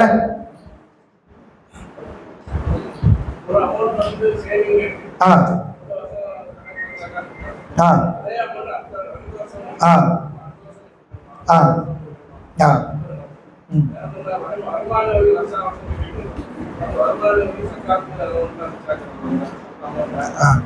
ரைட். அதாவது ஒரு சேமிப்பு தொகை, ஒரு குறிப்பிட்ட தொகை இருக்குது. இந்த தொகைக்கு இந்த வருஷம் நான் சக்காத்து கொடுத்துட்டேன். அடுத்த வருஷம் அந்த தொகை அப்படி அதாவது குறைஞ்சது போக, இப்போ உதாரணமா ஒரு 20 லட்ச ரூபா சேவிங்ஸ்ல இருக்குதுன்னா இந்த 20 லட்ச ரூபாயில 2.5% கணக்கு பண்ணி நான் கொடுத்துட்டேன். இப்போ 10 லட்ச ரூபாய்க்கு 25,000 ரூபாய் சக்காத்து, 20 லட்ச ரூபாய்க்கு 50,000 ரூபாய் சக்காத்து நான் இந்த வருஷம் கொடுத்துட்டேன். இப்போ 20 லட்ச ரூபாயில 50,000 ரூபாய் போனா மிச்சம் 19.5 லட்சம் ரூபாய் இருக்குது. அடுத்த வருஷம் அந்த 19 லட்சம் அப்படியே இருக்குது. இப்போ இந்த பணத்துக்கு சக்காத்து கொடுக்கணுமான்னா கொடுக்கணும். இப்போ இது என்ன ஆகும்னு கேட்டீங்கன்னா, நான் கொடுத்துட்டேனே அப்படின்னு ஒரு கேள்வி வரும். இந்த பணத்துக்கு நான் கொடுத்துட்டேன், இந்த நகைக்கு நான் கொடுத்துட்டேன், இந்த இடத்துக்கு தான் நான் கொடுத்துட்டேனே அப்படின்னு உங்களுக்கு கேள்வி வரும். ஜக்காத்தை பொறுத்த வரையில இது ஆரம்ப காலத்துல இருந்து இப்போ வரைக்கும் கேட்கிற கேள்வி. அதாவது கொடுத்த பொருளுக்கே கொடுக்கணுமா அப்படின்னு. அபூபக்கர் சித்திக் ரலியல்லாஹு அன்ஹு அவர்கள் ஒரு சட்டம் சொல்கிறார்கள். அவர்கள் கலீஃபாவா ஆனதுக்கு அப்புறம் ஜக்காத்து கொடுக்க மாட்டோம்னு ஒரு கூட்டம் என்ன செஞ்சிச்சு, ரசூலுல்லாஹ்வுடைய வஃபாத்துக்கு பிறகு அபூபக்கர் ரலியல்லாஹு அன்ஹு காலத்துல ஒரு கூட்டம் நாங்க ஜக்காத்து கொடுக்க மாட்டோம் அப்படின்னாங்க. இப்ப இதைத்தான் சகாபாக்களை பின்பற்றது வழிகேடு அல்லது சகாபாக்கள் மார்க்கத்தின் ஆதாரம், அதை நம்ம செய்யலை. ஆனால் நம்ம மீது வைக்கப்படுகிற குற்றச்சாட்டுக்கு அவங்க சொல்ற ஆதாரம் இதுதான். சகாபாக்கள்ல பாத்தீங்களா ஒரு கூட்டத்தார் வந்து ரசூலுடைய மௌத்துக்கு பிறகு சகாத்து கொடுக்க மாட்டோம்னு சொல்லிட்டாங்க, அப்படியான சகாபாக்களை நீங்க தலை தூக்கி வச்சுக்கணும். அதெல்லாம் கிடையாது. அவர்கள் எல்லாம் அராபுகள். அவர்கள்லாம் யாரு கிடையாது, ரதியல்லாஹு அன்ஹும் ரது என்கிற கேட்டகரியில வந்தவங்க கிடையாது. அவங்கெல்லாம் அராபுகள், அதாவது கிராமப்புறவாசிகள். அவர்கள் இஸ்லாத்தை ஏற்காமலும் அவர்கள் அப்படியே இரண்டு மனநிலையில் இருந்தவர்கள். இப்ப இவங்கெல்லாம் என்ன சொல்றாங்கன்னு கேட்டீங்கன்னா, அபூபக்கர் ரலியல்லாஹு அவர்கள் கலீஃபாக வந்தோடனே ஜகாத்து கொடுக்க மாட்டோம்ட்டாங்க. சொல்லுவோம் ஜகாத்து கொடுக்க மாட்டோம். அப்ப அபூபக்கர் ரலியல்லாஹு அவர்கள் என்ன செய்யறாங்கன்னா, ஜக்காத்து பணம் வரலன்னா போர் தொடுப்பேன் அப்படிங்கிறாங்க. உமர் ரலியல்லாஹு கேட்கிறாங்க, கலீஃபா அவர்களே, லா இலாஹ இல்லல்லாஹ் சொன்ன ஒரு முஸ்லிமோட நீங்க எப்படி போர் செய்வீங்க? அவன் லா இலாஹ இல்லல்லாஹ் சொல்லியிருக்கான், அவனோட நீங்க எப்படி போர் செய்வீங்க? ஏன்னா எவன் ஒருத்தன் லா இலாஹ இல்லல்லாஹ் சொல்லுகிறானோ அவனுடைய ரத்தம், அவனுடைய பொருள், அவனுடைய மானம் மூணும் இன்னொரு முஸ்லிமுக்கு ஹராம். ஒரு லா இலாஹ இல்லல்லாஹ் சொன்ன ஒரு முஸ்லிமுடைய ரத்தம், காசு, மானம், இது மூணு இன்னொரு முஸ்லிமுக்கு ஹராம். அப்படின்னா என்ன அர்த்தம்? இது மூணுலையும் விளையாடக்கூடாது. ஒரு முஸ்லிமுடைய ரத்தத்துல விளையாடக்கூடாது. ரத்தத்துல விளையாடக்கூடாதுன்னா அல்லாஹ்வுடைய தூதர் சொல்லுவாங்க, நீங்க பள்ளி வாசலுக்கு வரும் பொழுது உங்கள் ஆயுதங்களை என்ன செய்யுங்க, அந்த முனைகளை கைகளால் பிடித்துக் கொள்ளுங்கள். ஏன் பிறர் மேல போட்டு அதுக்கு ஆயத்தம் கொண்டு பண்ணிடக்கூடாது. ஒருத்தருடைய பொருளாதாரம் ஒரு முஸ்லிமுக்கு, ஒரு முஸ்லிமுடைய பொருளாதாரம் இன்னொரு முஸ்லிமுக்கு ஹராம். ஒரு முஸ்லிமுடைய மானம் இன்னொரு முஸ்லிமுக்கு ஹராம். அப்ப அப்படி லா இலாஹ இல்லல்லாஹ் சொல்லிட்டு நீங்க எப்படி போர் செய்வீங்க அப்படின்னு கேட்கும் பொழுது அபூபக்கர் ரலியல்லாஹு அவர்கள் சொல்லுகிற பதில், ரசூல் ஸல்லல்லாஹு அலைஹி வஸல்லம் காலத்தில் ஒரு ஒட்டகத்தின் மூக்கணாங் கயற அளவுக்கு ஒருத்தர்கிட்ட ஜக்காத் இருந்து கொடுத்து அதே அளவு இப்ப இருந்து கொடுக்க மாட்டோம்னு சொன்னா அவரோட நான் போர் செய்வேன் அப்படிங்கிறாங்க. இப்ப நமக்கு இதுல ஒரு கேள்வி வரும். என்ன கேள்வி வரும்? இப்படி கொடுத்துக்கிட்டே வந்தா குறைஞ்சிருமே, இப்படி கொடுத்துக்கிட்டே வந்தா இப்ப 20 லட்சம் ரூபாய்க்கு நான் 50,000 ரூபாய் கொடுத்துட்டேன், 19.5 லட்சம் ரூபாய் இருக்குது, ஒரு 45 ஒரு 46,000 ரூபாய் கொடுக்குறேன், அப்புறம் 19 18 15 இப்படியே குறைஞ்சிட்டு இருந்தா எனக்கு ஒண்ணுமே இல்லாம போயிருமே, நான் சேர்த்து வச்சதெல்லாம் காலியாயிருமே அப்படின்னு ஒரு கேள்வி வரும். நல்ல விளையுங்க. ஆரம்பத்திலேயே சொன்ன மாதிரி ஜக்காத்துங்கிற வார்த்தைக்கு வளர்ச்சின்னு ஒரு பேர் இருக்குது. 20 லட்சம் ரூபாய் கொடுத்தது யாரு? அல்லாஹ். 50,000 ரூபாயை யாருடைய திருப்பொருத்தத்துக்காக கொடுக்குறோம்? அல்லாஹ் சொன்னாமனு கொடுக்குறோம். அந்த 20 லட்சம் ரூபாயை தந்த அல்லாஹ் அடுத்த வருஷம் இது 50 லட்சம் ரூபாயை மாற்ற மாட்டான்னு என்ன நிச்சயம் இருக்கு? மாற்ற மாட்டாங்க.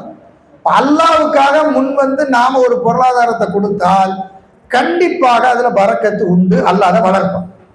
அது வளருமே ஒழிய என்ன செய்யாது, தேயாது. ரைட்டா? ரைட். ரெண்டாவது, வருமான வரி கட்டுறோம்.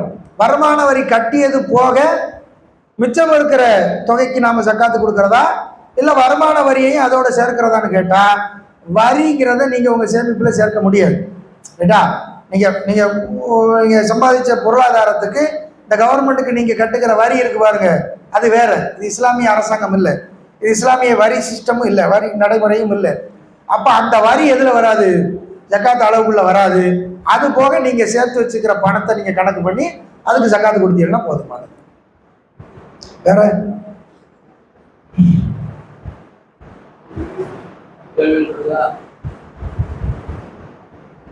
அவங்க சப்ஜெக்டுக்குள்ள இன்னும் போகல,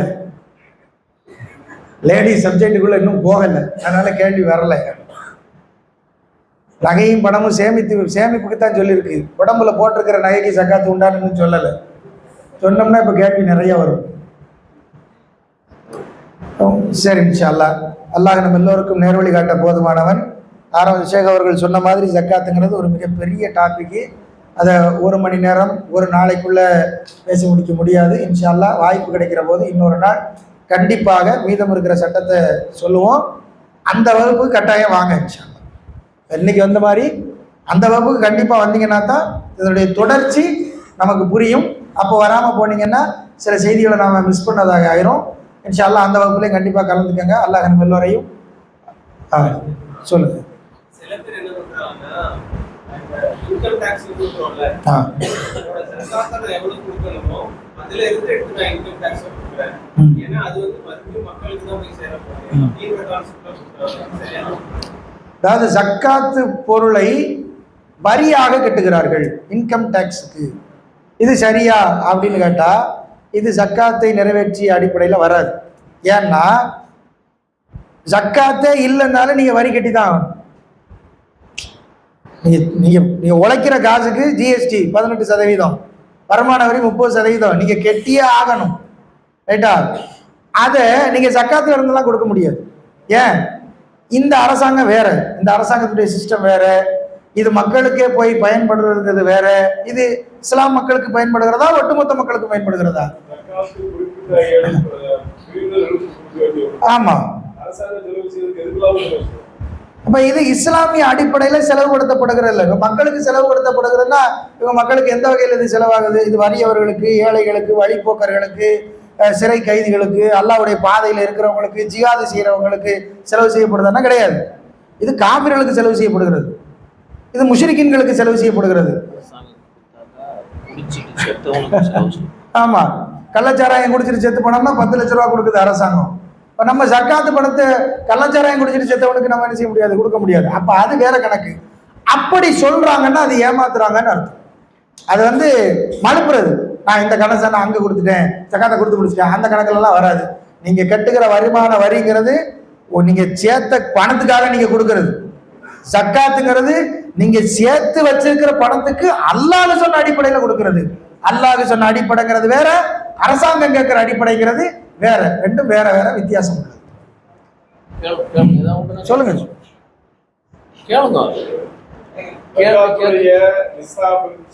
வரல, அதே நேரத்தில் ஒரு இடம் இருக்கு, அது சேவிங்ஸா தான் இருக்கு.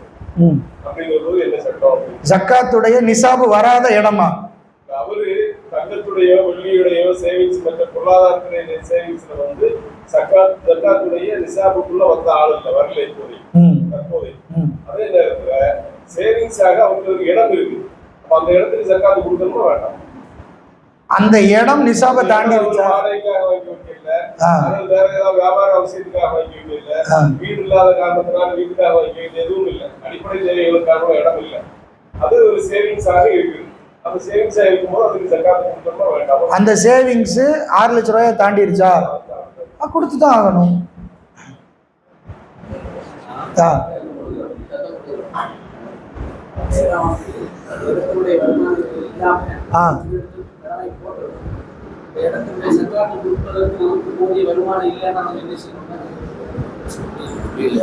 புரியுது புரியுது. ஒரு இடம் இருக்குது, ஆனா அந்த இடத்துக்கு கொடுப்பதற்கான வருமானம் என்கிட்ட இல்லை.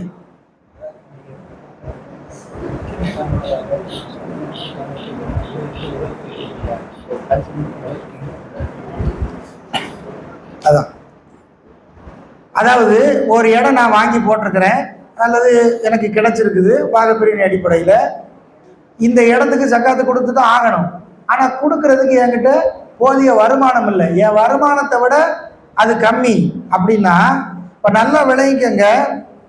இந்த இடம் நான் அதான் ஆரம்பத்திலே சொன்னேன், இடங்கிறது 2. ஒன்று அடிப்படை தேவை, இன்னொன்று கூடுதல். இப்போ நீங்கள் சொந்த வீட்டில் இருக்கிறீங்க, உங்களுக்கு ஒரு தனி தொழில் இருக்குது, நடந்துக்கிட்டு இருக்குது, அப்படிங்கும் பொழுது இது உங்களுடைய சேவிங்ஸ் தான், இது உங்களுடைய சேவிங்ஸ் தான். இதை நீங்கள் என்ன செய்ய முடியாது, இது என் சேவிங்ஸ் இல்லைலாம் சொல்ல முடியாது. இப்போ இந்த இடத்த விற்கும் பொழுது, இந்த இடத்த இப்போ ஜக்காத்து வாங்குற நிலைமையில் நீங்கள் இருக்கிறீங்களா? இல்லை. ஜக்காத்து வாங்கக்கூடிய நிலைமையில் நாம் இல்லை. இது என்ன ஆகுது, இது நிசாபை தாண்டி இருக்குது. சொந்த வீடு போக என் தொழில், என் வருமானம் என்னுடைய தேவைக்கு போக இருக்கிறது அப்படின்னா அந்த இடத்துக்கு கொடுத்து தான் ஆகணும். சுப்ஹானக்கல்லாஹு வ பிஹம்திக அஷ்ஹது அல்லா இலாஹா இல்லா அன்த அஸ்தக்ஃபிருக வ அத்தூபு இலைக். அஸ்ஸலாமு அலைக்கும்.